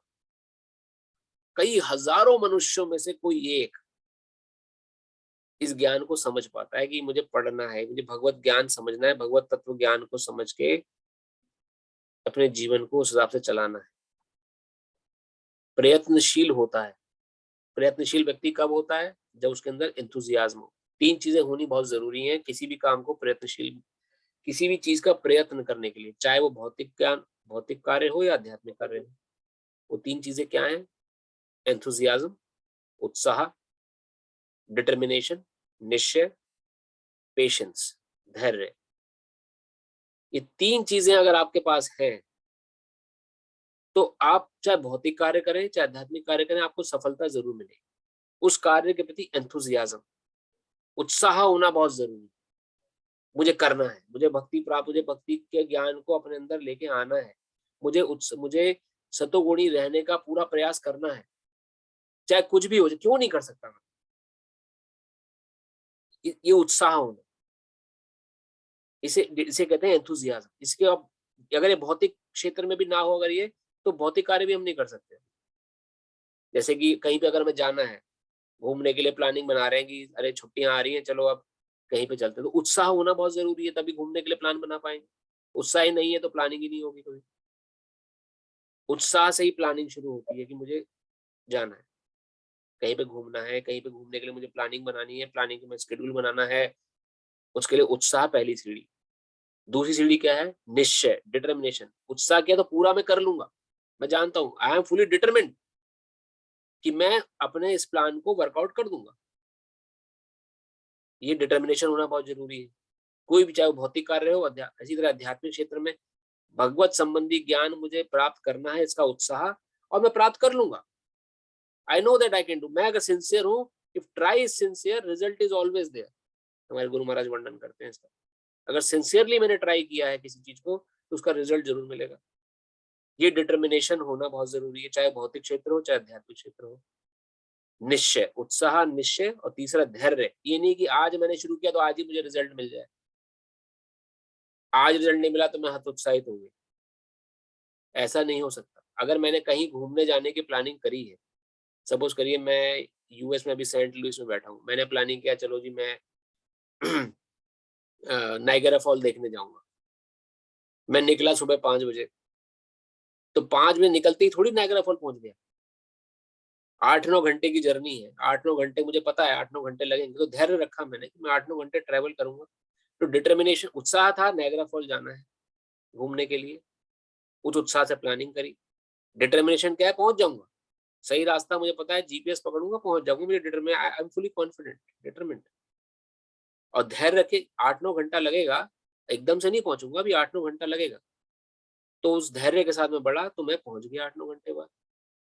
उसी प्रकार भगवत ज्ञान मुझे उत्साह होके एक्सेप्ट करना है कि मुझे ज्ञान लेना है, और डिटर्मिनेशन के साथ मिल जाएगा, मुझे भगवान प्राप्ति हो जाएगी, मैं निश्चित रूप से भगवान प्राप्त कर लूंगा। आज ही नहीं हो पाएगा, प्रयास करूंगा, धीरे धीरे धीरे धीरे तो जरूर मिल जाएंगे भगवान। तो तीनों चीजों को पकड़ के रखें। वही भगवान यहाँ वर्णन कर रहे हैं कि वही व्यक्ति प्रयत्नशील होता है जिसके अंदर ये तीनों चीजें। तो कई हजारों मनुष्यों में से कोई एक व्यक्ति प्रयत्नशील होता है। कई लोग डिटर्मिनेशन पे फेल हो जाते हैं, कई लोग उत्साही नहीं हो पाते, कई लोग में पेशेंस ही नहीं होता है, इसलिए वो भौतिक क्षेत्र में ही गिर जाते हैं। तो आध्यात्मिक क्षेत्र की तो बात ही बहुत दूर है। अध्यात्मिक क्षेत्र में इसलिए वो ऐसी बातें बता रहे, भगवान तो है ही नहीं, दिखते तो है नहीं, छोड़ो, क्या भगवान की पूजा करेंगे, क्योंकि पेशेंस नहीं है, उत्साह नहीं था।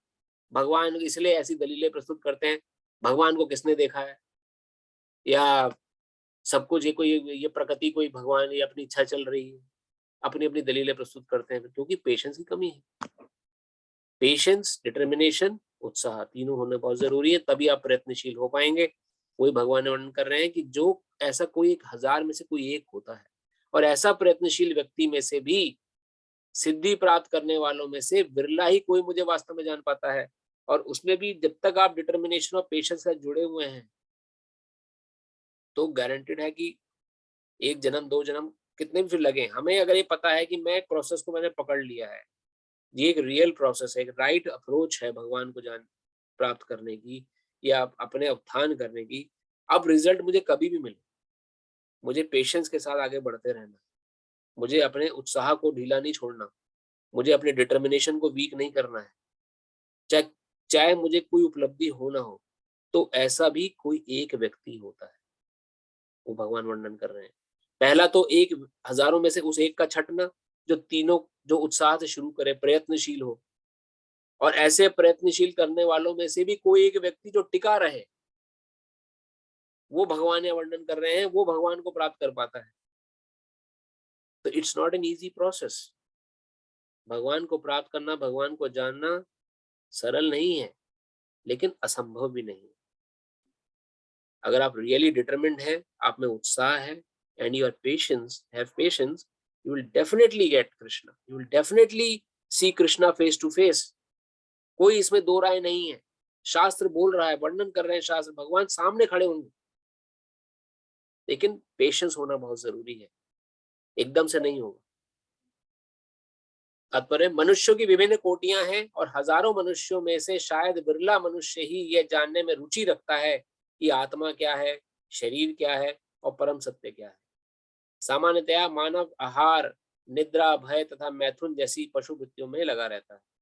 सामान्यतया मानव, जो साधारण मनुष्य है, वो आहार, निद्रा, भय, मैथुन जैसी पशु वृत्तियों में ही लगा रहता है और मुश्किल से कोई एक दिव्य ज्ञान में रुचि दिखाता है। गीता के प्रथम 6 अध्याय उन लोगों के लिए हैं जिनकी रुचि दिव्य ज्ञान में, आत्मा, परमात्मा तथा ज्ञान योग, ध्यान योग द्वारा अनुभूति की क्रिया में तथा पदार्थ से आत्मा के पार्थक्य में जानने में है। किंतु कृष्ण तो केवल उन्हीं व्यक्तियों द्वारा ज्ञेय हैं जो कृष्ण भावना भावित है। अन्य योगी निर्विशेष ब्रह्म अनुभूति प्राप्त कर सकते हैं, क्योंकि कृष्ण को जानने की अपेक्षा यह सुगम है। अब निर्विशेष ब्रह्म ज्योति क्या है? भगवान को निराकार रूप में मानना। तो निराकार रूप में भी कई लोग उसको प्राप्त कर लेते हैं जल्दी भगवान के, क्योंकि साकार रूप में विश्वास नहीं होता ना कि भगवान हमारे तरह साकार रूप वाले भी होंगे, निराकार हो सकते हैं, तो उसको कई लोग ज्यादा जल्दी प्राप्त कर लेते हैं, क्योंकि कृष्ण को जानने की अपेक्षा यह सुगम है। कृष्ण परम पुरुष हैं, किंतु साथ ही वे ब्रह्म तथा परमात्मा ज्ञान से परे हैं। योगी तथा ज्ञानी जन कृष्ण को नहीं समझ पाते। तो अगर योगी बन के जंगल में जाके अगर आप योग साधना करेंगे, आंख आदि बंद करके, नाक को आगे वाले पोर्शन को देख के वृक्षालय बैठे रहेंगे, या फिर ज्ञान अर्जित करने में लग जाएंगे, ज्ञान अर्जित करेंगे, ज्ञान योगी बन जाएंगे, इन दोनों तरीकों से भक्ति नहीं मिल सकती, भगवान को नहीं समझ सकते आप। यद्यपि महानतम निर्विशेषवादी मायावादी शंकराचार्य ने अपने गीता भाष्य में स्वीकार किया है कृष्ण भगवान है, किंतु उनके अनुयायी इसे स्वीकार नहीं करते, क्योंकि भले ही किसी को निर्विशेष ब्रह्म की दिव्य अनुभूति क्यों ना हो, कृष्ण को जान पाना अत्यंत कठिन है। It's not easy process. Krishna भगवान समस्त कारणों के कारण आदि पुरुष गोविंद है। ईश्वर परम कृष्ण सचिदानंद विग्रह अनादिरादिर गोविंद सर्व कारण कारणम। अभक्तों के लिए उन्हें जान पाना अत्यंत कठिन है। यद्यपि अभक्त गण यह घोषित करते हैं कि भक्ति का मार्ग सुगम है, किंतु वे इस पर चलते नहीं। यदि भक्ति मार्ग इतना सुगम है जितना अभक्त गण कहते हैं, तो फिर वे कठिन मार्ग को क्यों ग्रहण करते हैं? वास्तव में भक्ति मार्ग सुगम नहीं है। भक्ति के ज्ञान में हीन अनधिकारी लोगों द्वारा ग्रहण किए जाने वाले तथा कथित भक्ति मार्ग भले ही सुगम हो, किंतु जब विधि विधानों के अनुसार दृढ़ता पूर्वक इसमें अभ्यास किया जाता है, तो मीमांसक और दार्शनिक इस मार्ग से च्युत हो जाते हैं, अपने आप साइड हो जाते हैं। जैसे ही बोला जाता है जी आपको 4 नियम पालन करने हैं, कौन कौन से नियम? आपको मांस, मच्छी, अंडा, प्याज, लहसुन भी नहीं खाना। ओ, प्याज लहसुन नहीं खाना, ये तो बड़ा मुश्किल है, छोड़ो, बड़ा मुश्किल, ये भक्ति मार्ग को इतना इजी नहीं है। दूसरा नियम, सिगरेट, शराब, चाय, कॉफी नहीं पीना। सिगरेट शराब तो ठीक बात है, चाय कॉफी भी नहीं पी सकते, नहीं हो पाएगा जी हमसे, भक्ति नहीं कर पाएंगे हम, ये तो अलग ही चल रहा है कुछ। पर स्त्री माता समान, पर पुरुष पिता समान, बहुत मुश्किल है लोगों के लिए इसको भी पालन करना। माता की दृष्टि से देखना पर स्त्री को, या पिता की दृष्टि से देखना पर पुरुष को, बहुत मुश्किल है कई लोगों की, नहीं हो पाएगा जी भक्ति हमसे। जुआ नहीं खेलना, चौथा नियम। जैसे ही नियमों का पता लगता है, तो क्या यहाँ पे लिखा गया है?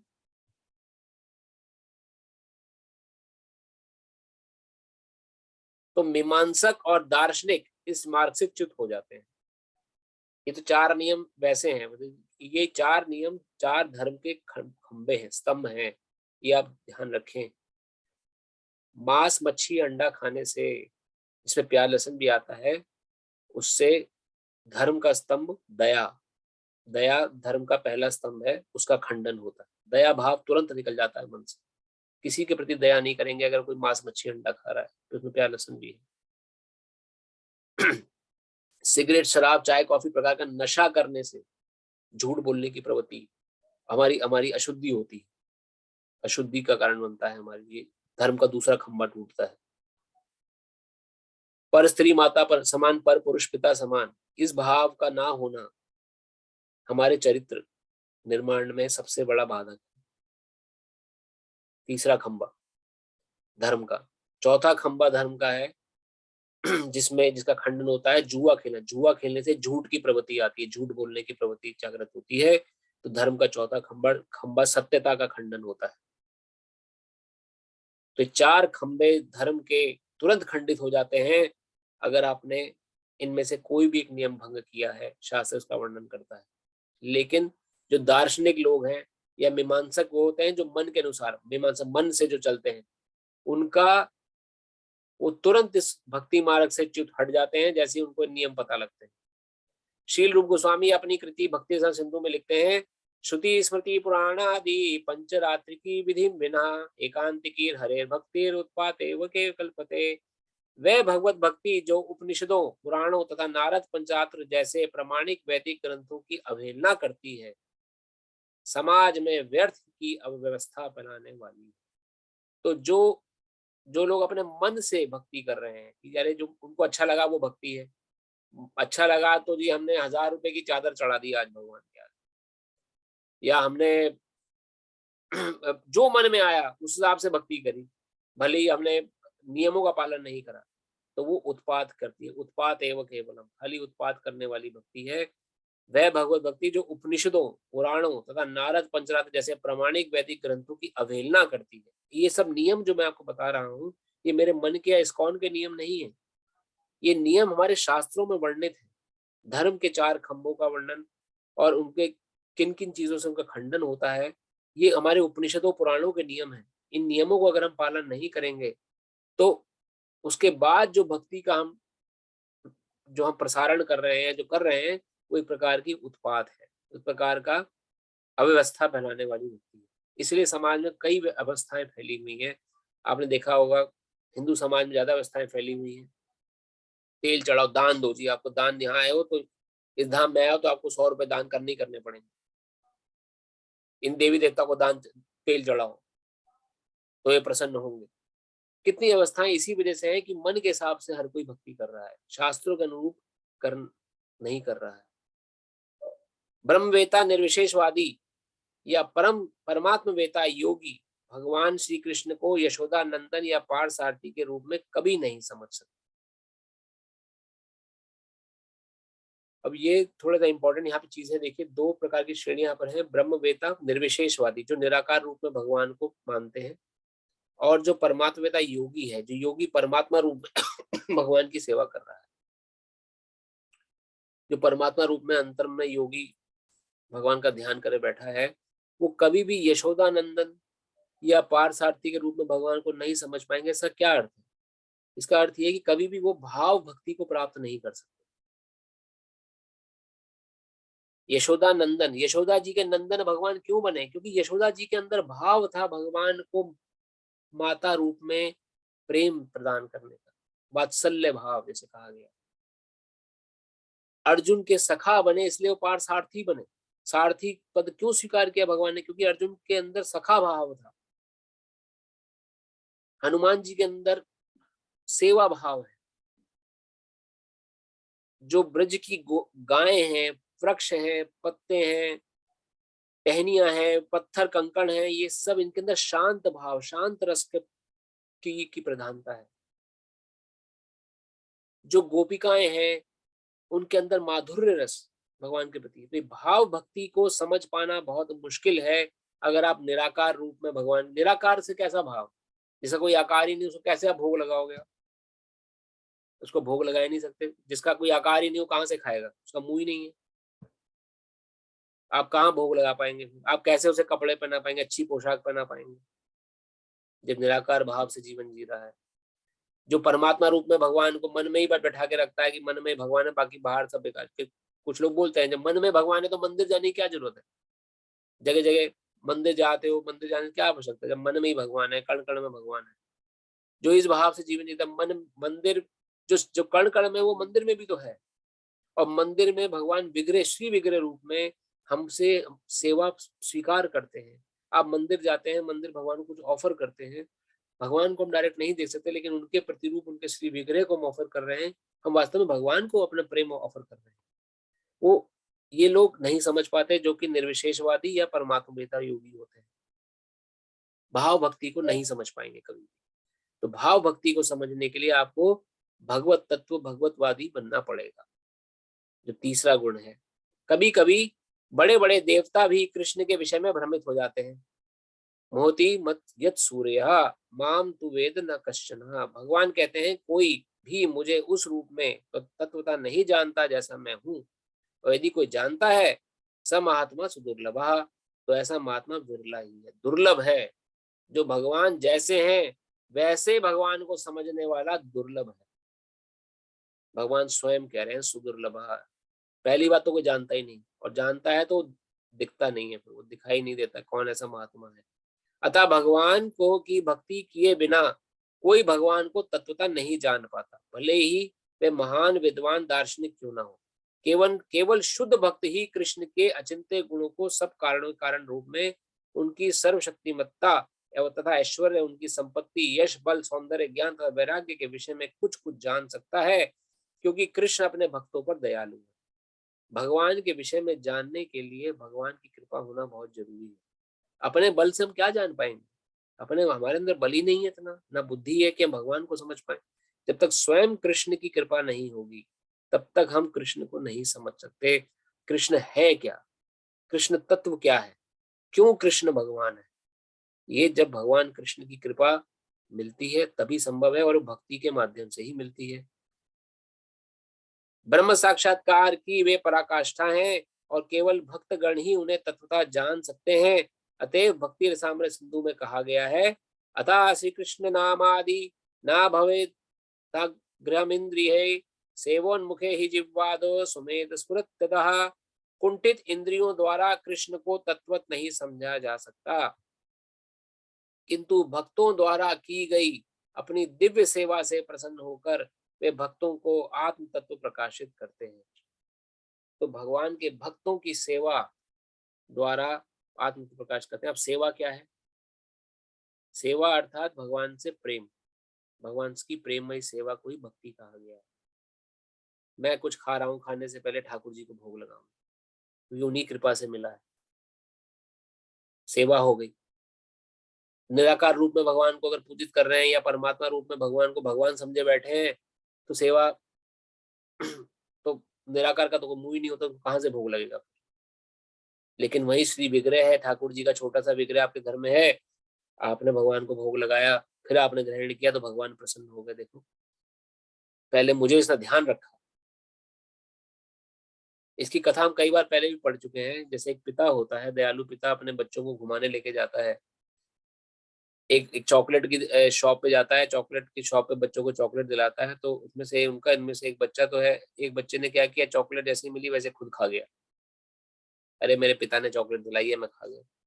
दूसरे बच्चे ने क्या किया, चॉकलेट ली, खुद खाने से पहले पिता को किया, पापा पहले आप खाओ, आपने दिलाई, आप खाओ पहले। उस पिता को क्या चॉकलेट की जरूरत है? वो चाहे तो पूरी चॉकलेट शॉप खरीद ले, लेकिन जो चॉकलेट उसे अपने बच्चे से मिल रही है, ये सोच के उसके अंदर कितना प्रेम आता है कि मेरे बेटे ने मेरे लिए सोचा, मुझे ऑफर कर रहा है पहले। वो खुद भी खा सकता था। बस इतना सा अंतर अगर आप समझ जाएंगे तो भक्ति बस इसी प्रेम का नाम है कि किसी भी वस्तु को अपने लिए ग्रहण करने से पहले हम कृष्ण का स्मरण करके कृष्ण की सेवा में उसे लगाएं। चाहे वो आपका तन हो, चाहे मन हो, चाहे धन हो, हर चीज भगवान से प्राप्त हुई है। तन भी भगवान के पास से मिला है, आपने पैदा नहीं किया, आपको मिल गया स्वतः। अच्छे परिवार में तन मिला, जन्म मिला तो वैसा शरीर मिला, निरोगी काया मिली, ये सब भगवत कृपा है, आपका कोई योगदान नहीं इसमें। मन आपका जो किस प्रकार का है वो भी भगवत कृपा से ही सुधर सकता है अगर भगवत सेवा में लग जाए। और धन भी जो आप कमा पा रहे हैं वो भी भगवान कृपा से ही कमा पा रहे हैं। आपके अंदर जो इंटेलिजेंस आपके लिए आपके मैनेजर्स को आकर्षित करके रखती है, जो आइडियाज आप देते हैं, ये सब आपको, आप इंजेक्शन नहीं लगा रहे अपने सिर में रोज रात को कि कल मैं अच्छे थॉट्स लेके आऊं, अच्छे एनर्जी, अच्छे आइडियाज दूं अपने मैनेजर्स को, अच्छा आगे प्रमोशन के लिए कुछ बात बताऊं। ये स्वतः प्रकट हो रहे हैं आपके अंदर। क्यों? क्योंकि भगवत कृपा है आप पर। इस भगवत कृपा को समझिए और उसका फिर ग्रेटिट्यूड के साथ भगवान को पे बैक करना ही भक्ति है, उनकी सेवा है, उनका नमन करना।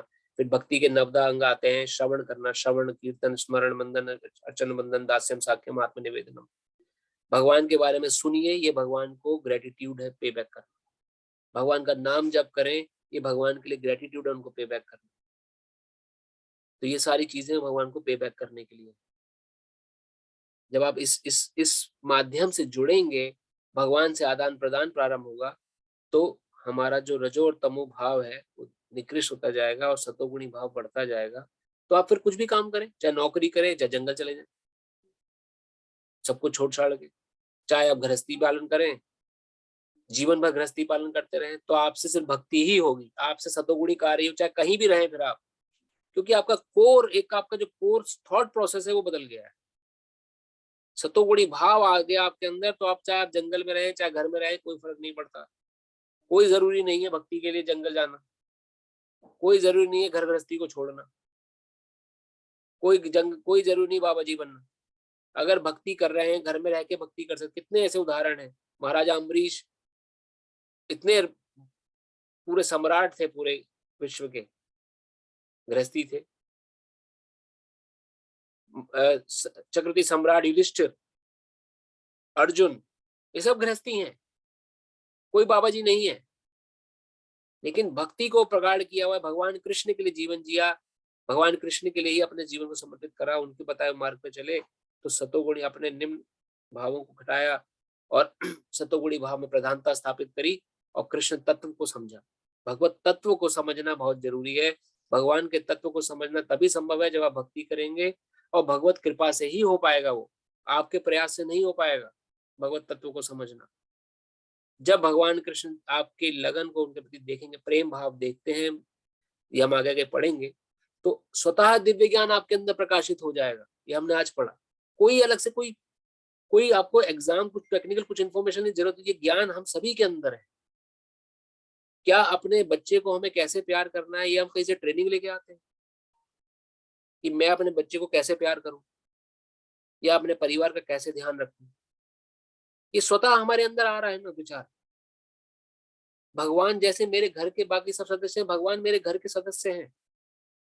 मैं खुद अच्छा एंजॉय कर रहा हूँ, भगवान को एक कोने में छोटा सा मंदिर बना दिया, बस बैठे रहो जी यहाँ पर, आप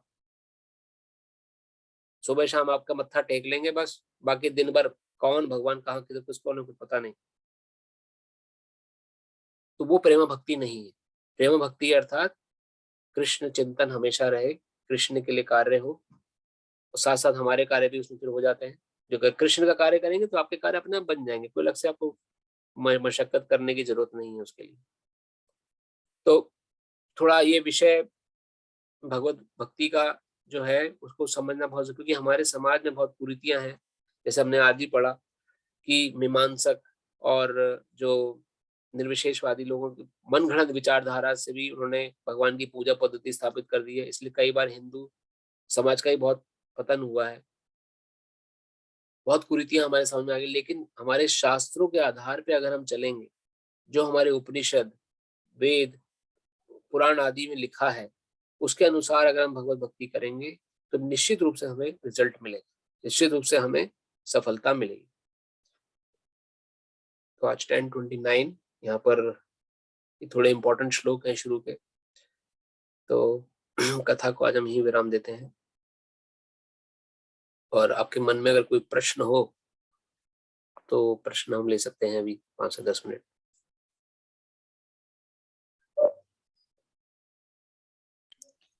हरे कृष्ण प्रभु जी। हरे कृष्ण माता जी। आपने पिछली क्लास में बताया था कि 4 लोग हैं जो कभी भक्ति नहीं कर सकते, एक मूर्ख है और एक जो माया में फंसे हैं, और वो 2 और कौन से थे प्रभु जी? मूढ़ा आसुरीम भाव आश्रिता, माया परत ज्ञानी और नराधम। पहला तो है मूर्ख, जो निपट मूर्ख है, जो उसको कुछ समझ ही नहीं आ रहा है क्या चल रहा है, जी। एक तो व्यक्ति है। दूसरा है आसुरीम भाव, जिसकी जिसकी प्रवृत्ति आसुरों जैसी है, दूसरों को तंग करना। जैसे कि ऐसे भी व्यक्ति होते हैं जो कि किसी ना बड़े को देखते ना छोटे को, उनको बस तंग करना उनका उद्देश्य है। और बुली टाइप व्यक्ति जो होते जी। हैं, आसुरीम भाव आश्रिता और माया परत ज्ञानी। तीसरा व्यक्ति है माया, जिसका ज्ञान माया ने हर लिया है, जो कि जिसका आपने आज भी वर्णन सुना ना, जिसका मोह, जो कि मोहित है संसार की चकाचौंध से। जो संसार है बस इसे यही सब कुछ सही दिख रहा है, बाकी उसे और कोई लेना देना नहीं। ना वो सुनने का, ना वो सुनना चाहता है, संसार से परे कुछ है भी। तो ऐसे व्यक्तियों का ज्ञान माया ने हर रखा है। उसे दिख रहा है कि मेरे मेरा पिता मर गया, मेरे दादा मर गए, मेरे दादा के दादा मर गए, लेकिन खुद उसको अपने प्रति विश्वास है कि मैं नहीं मरूंगा, मैं तो चलता रहूंगा, मैं जो प्लानिंग कर रहा हूँ ये एकदम सही प्लानिंग है और मुझे एकदम सही दिशा में जा रहा हूँ। तो ये माया देवी ने उसका ज्ञान हर लिया। माया अपरत ज्ञानी तीसरा व्यक्ति, और चौथा है नराधम, जो नरों में अधम है। टेररिस्ट कैटेगरी के व्यक्ति होते हैं जो कि बिना सोच समझे किसी को भी मार देते हैं, नरों में अधम। 4 प्रकार के व्यक्ति कभी भी भगवान की शरण ग्रहण नहीं करते, चाहे इनको कितना भी समझा लिया जाए। इसी चैप्टर में 15वें श्लोक में आएगा उनका डिटेल में डिस्क्रिप्शन। हरे कृष्णा प्रभु। हरे कृष्णा प्रभु। मुझे ऐसा समझ में आता है कि जैसे संकीर्तन का यही एक संकीर्तन से भी नहीं हो सकता ऐसे। देखिए, संकीर्तन से ये फायदा होगा कि उनके मन में बीजारोपण हो जाएगा, नाम पड़ गया उनके कान में, किसी तरह से ये इनके इन प्रकार है। तो ये तो हरि नाम जो आप लेते हैं, ये कोई अनजाने में सोती अवस्था में ध्यान से, बिना किसी ध्यान के भी कोई बोल रहा है, सुन भी रहा है, तो उसका कल्याण हो जाता है। लेकिन इस जन्म में नहीं हो पाए। इस जन्म में अगर आप, जैसे कि आपने किसी इन चारों में से किसी, इसलिए जो ये 4 प्रकार के व्यक्ति कभी भी हमारे सामने आए तो इनको हमें इनको हमें फिलॉसफी नहीं सुनानी चाहिए। ये फिलॉसफी नहीं समझ पाएंगे, इस्कॉन या ये जो भगवत तत्व फिलॉसफी है जो हम समझने का प्रयास कर रहे हैं, आत्मा क्या है, परमात्मा क्या है, इनको कभी समझ नहीं आएगा। लेकिन यही बेस है। आत्मा, आत्मिक ज्ञान, आत्म तत्व का ज्ञान जब तक आपको नहीं होगा, तब तक आप भगवत तत्व को समझ ही नहीं पाएंगे। लेकिन अगर आप इन 4 प्रकार के व्यक्तियों को आत्म तत्व, भगवत तत्व की फिलॉसफी बताने बैठेंगे तो इनको समझ नहीं आएगा। इसलिए इनको हरिनाम सुनाइए, जैसे भी करके इनके कान में हरिनाम पड़ जाए। तो किसी जन्म में जाके कभी, क्योंकि हरिनाम सुना, बीजारोपण हो गया, वो बीज अंकुर फूटता है। तो उस जन्म में उस हरिनाम को उन्होंने सिर्फ सुना भर, जिस जन्म सुना, उसकी कृपा से इनको, उनको सत्संग, उनकी बुद्धि वैसी बनती है और भगवत सेवा में लगने लायक आगे वो उनका जीवन प्रारंभ होता है। हाँ प्रभु, यही मतलब जो आपने बोला वही सोच रहा था, क्योंकि हम जैसे समझ सकते हो कि जब हम कभी कोई प्रॉब्लम देखते हैं तो हमेशा सोचते हैं कि इसका सोल्यूशन क्या है। ये नहीं सोचते कि ये क्यों है प्रॉब्लम। पहले नहीं सोचते हैं कि पहले आज की तारीख में इसका सोल्यूशन क्या है। बिल्कुल। तो जो इसका सोल्यूशन मुझे समझ में आया वो यही है कि आप जोर जोर से संकीर्तन करें, जिस किसी के कान में पड़ेगा अपने आप ही वो, मतलब कि आप इनडायरेक्टली उसकी मदद कर रहे हैं। मतलब बिल्कुल, वो प्रॉब्लम क्यों है वो उसके अपने कर्मों की वजह से है। लेकिन बिल्कुल सही। उसका सोल्यूशन क्या है कि हम अगर चैंटिंग करेंगे तो indirectly it is helping him. तो बिल्कुल सही हो। कारण को तो वो उसको स्वतः ही खत्म करना पड़ेगा, क्योंकि कर्म उसके हैं तो भोगने तो उसे ही है। वो नहीं तो पड़ेंगे। कारण तो वो खुद, हाँ, कारण तो उसको स्वतः ही खत्म करना पड़ेगा। लेकिन खत्म करने का जो सोल्यूशन है उसका बीज हम डाल सकते हैं संकीर्तन और नाम जप से। ये मुझे समझ में आया। बिल्कुल प्रभु, बिल्कुल सही समझे आप कि संकीर्तन जितना हो सके आपके परिवार में या घर में या मित्र वर्ग में कोई भी ऐसा हो जो कि जिसको नहीं इंटरेस्ट हो। जैसे हमने, ये तो हमारे घर का ही खुद का अनुभव रहा है। शुरू में जब हम जुड़े तो कोई भक्ति नहीं करता था। कॉलेज में हम थोड़ा बहुत सीख साख के आए थे, तो हमने प्याज लहसुन खाना छोड़ दिया था, तो घर में बहुत झगड़ा होता था कई बार। लेकिन भगवान का नाम जप करते थे तो धीरे धीरे धीरे सबका मन कन्वर्ट हुआ। तो ऐसा हर घर में की अपनी कहानी है जो भक्ति में जुड़ा है कि किस प्रकार हरि नाम ने पूरे घर को भक्त बना दिया। ऐसे हमारे संपर्क में एक माता हैं जिनका पंजाबी परिवार में शादी हुई, दिल्ली इस्कॉन मंदिर से जुड़ी थी वो। जिस परिवार में गई वो सब लोग प्याज लहसुन खाने वाले लोग थे। पंजाबी परिवार को आप समझ सकते हैं कैसा परिवार, मतलब सब कुछ खाने पीने वाले लोग। और माता शादी होके जा रही उस घर में, तो कितना डिफिकल्ट हो सकता था उनके लिए, लेकिन भगवान खाली प्रसाद भर खिलाने से उनका भगवान का प्रसाद, तो ऐसे लोगों का प्रसाद खिलाएं तो प्रसाद खिलाने से पूरा परिवार उनका भक्त बन गया। अब उनके सास ससुर, उनके पति, खुद माता, वो लोग 16 माला जप करते हैं, 20 माला जप करते हैं। वरना कई बार मन में डर आ जाता है कि हम हमारे घर में लड़की है, हम भक्ति कर रहे हैं, कल को उसको कैसा घर मिलेगा पता नहीं, इसको पता नहीं ऐसा परिवार मिल गया जहाँ पे सब कुछ खाया पिया जा रहा है तो उसका कैसे गुजारा चलेगा। तो ये बेबुनियादी डर है, क्योंकि भगवान एकदम रूट से प्रोटेक्शन देते हैं अपने भक्तों को। अगर आपने भक्ति प्रदान करी है तो आपको परिवार भी, आपके परिवार बच्चों के लिए परिवार ऐसा अच्छा मिलेगा जो कि भगवत भक्त परिवार हो। ये भगवान खुद घोषणा कर रहे हैं। ये अर्जुन घोषणा कर दो, मम भक्तना प्रणश्यति, 9वें अध्याय 31वां श्लोक, हम पढ़ेंगे इसको।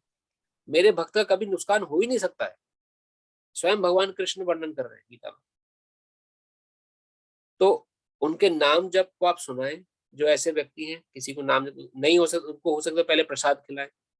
भगवान को भोग लगा के, प्रसाद में बहुत शक्ति है। तो घर कई ऐसे परिवार को हमने बनकर देखा, खाली प्रसाद के बल पर वो भगवत भक्त बन गए। जो बुराइयां करते आ रहे थे, बुराइयां छूट गई, क्योंकि स्वयं कृष्ण में और उनके प्रसाद में कोई अंतर नहीं। तो भगवान कृष्ण का नाम, भगवान कृष्ण स्वयं और उनका प्रसाद, ये तीनों अभिन्न है। तो प्रसाद किसी को दे रहे हैं आप, उसका कल्याण हो रहा है। भले नाम जब भी करेगा वो, ये बीजारोपण कर रहे हैं उसके मन। आप बिल्कुल सही समझे प्रभु, बिल्कुल सही आप कह रहे हो। सिर्फ सुना है, बाकी कर्म उसके खुद कटेंगे जब कटेंगे, और जब कट गए कर्म तो वो जो बीज पड़ा हुआ है वो अपना अंकुर बन के फूटेगा इसी जन्म में, वो भक्त बनेगा। हाँ प्रभु, बिल्कुल सही। हरे कृष्ण। हरे कृष्णा प्रभु। माता जी, आपका वही प्रश्न था कि उससे एसोसिएट कोई और प्रश्न भी था?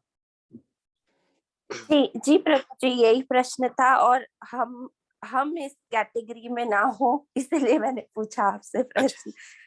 नहीं, आप सभी उस कैटेगरी में है ही नहीं, क्योंकि अगर ऐसा होता तो कभी, ये जो सत्संग है, सत्संग में बैठना ही बहुत दुर्लभ है, और उसमें समय निकाल के बैठना। तो इसमें क्या क्या चीजें हो रही है। इससे सबसे पहले देखिए, आपने इंद्रिय निग्रह किया हुआ है, आप सभी ने। मन के हाथों नहीं चल रहे। मन में कई ऐसे विचार, जैसे संडे मॉर्निंग है, कुछ और हम एंजॉय करते हैं, काय को भगवत गीता में समय दें। लेकिन आप मन को कंट्रोल करके आ गए, तो पहले ही आप समाधि की, योगी की स्थिति में तो पहले से ही आप सभी। योगी भी तो यही कर रहा है, जबरदस्ती खींच के मन को लगा रहा है भक्ति में। उसका मन इधर भटक रहा है लेकिन खींच के, लेकिन आप स्वतः ही आ रहे हैं। तो लेटेंट छंद रूप में फायदा होना शुरू हो गया है। तो आप लोग उस श्रेणी में नहीं है। उस श्रेणी में वही व्यक्ति हैं जो कि बिल्कुल नराधम हो, नरम बिल्कुल अधम हो, या मूर्ख व्यक्ति हो, जिसको कुछ समझ ही नहीं आ रहा है क्या चल रहा है, या माया पर जिसका ज्ञान माया ने हर लिया हो, और जो आसुरी भाव वाले पिशाच प्रवृत्ति के व्यक्ति जो होते हैं।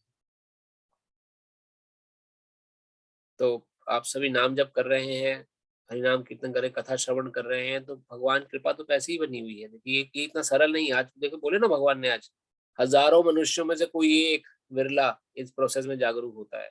तो पहली हजारों में से आप लोग छट चुके हैं। जो भक्ति कर रहा है हजारों में पहले ही छट चुका है, अब उस सेकंड 1000 में आगे बढ़ने का प्रयास कर रहे हैं। तो डिटर्मिनेशन, उत्साह और पेशेंस, इन तीनों को पकड़ के रखिए, आप भक्ति में जरूर सफलता मिलेगी। लूज मत होने दें कभी भी उत्साह को, या जो आज उत्साह है उस उत्साह को बनाए रखें, जो डिटर्मिनेशन है या पेशेंस।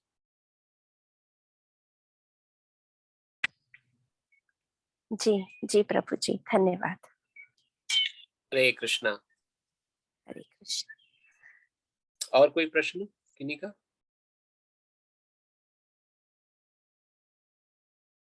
अगर कोई प्रश्न नहीं तो कथा को हम यहीं विराम देते हैं। आप सभी का बहुत बहुत धन्यवाद। आशा करते हैं जो नया समय है संडे का, ये सभी के लिए सभी को कन्वीनियंट होगा सभी के लिए। अगर नहीं तो फिर भी आप बता सकते हैं, तो हम लोग ऊपर टाइम ऊपर नीचे थोड़ा शिफ्ट कर सकते हैं। थोड़ा अर्ली इसलिए मैंने इसका टाइम चेंज नहीं किया क्योंकि 10 बजे भी था शायद, तो लेकिन इंडिया से जो भक्त लोग जुड़ते हैं उनके लिए थोड़ा मुश्किल हो सकता है। जितना हम यहाँ लेट करेंगे इंडिया में भी लेट हो जाएगा। नहीं तो प्रभु, इसके लिए और अर्ली अगर कर सकें तो पहले सबका ओपिनियन ले लेते हैं, अगर और पहले कर सकते हैं अगर हाँ, सब बस लोग। वही है कि सभी का ओपिनियन बहुत ज़रूरी है, क्योंकि अर्ली में संडे मॉर्निंग है, तो जैसा आप लोग ठीक लगे बता सकते हैं। 1-on-1 मुझे भी मैसेज कर सकते हैं, जैसे कि अगर और अर्ली भी करना, अर्ली में बस ये है कि थोड़ा-सा सबकी अपनी-अपनी वो है प्रभु, तो 9-8 बजे थोड़ा-सा कईयों के लिए अर्ली हो सकता है बहुत। तो अगर 9 बजे का समय आपको सही लग रहा है तो ठीक है, संडे सही लग रहा है तो ठीक है, ना सैटरडे को दोबारा शिफ्ट कर सकते हैं। वो भी ठीक, जैसा ठीक लगे। 2 दिन है हमारे पास, 2 दिन में से किसी एक दिन कथा हम कर सकते हैं। ठीक है, तो भगवान से प्रार्थना है आप सभी का आगामी हफ्ता शुभ रहे, तो हम आगे कथा को बढ़ाएँगे अगले हफ्ते। हरे कृष्णा। हरे कृष्ण। हरे कृष्ण। हरे कृष्ण। हरे हरे कृष्ण। कृष्ण। हरे कृष्ण प्रभु जी। हरे कृष्ण। हरे कृष्ण।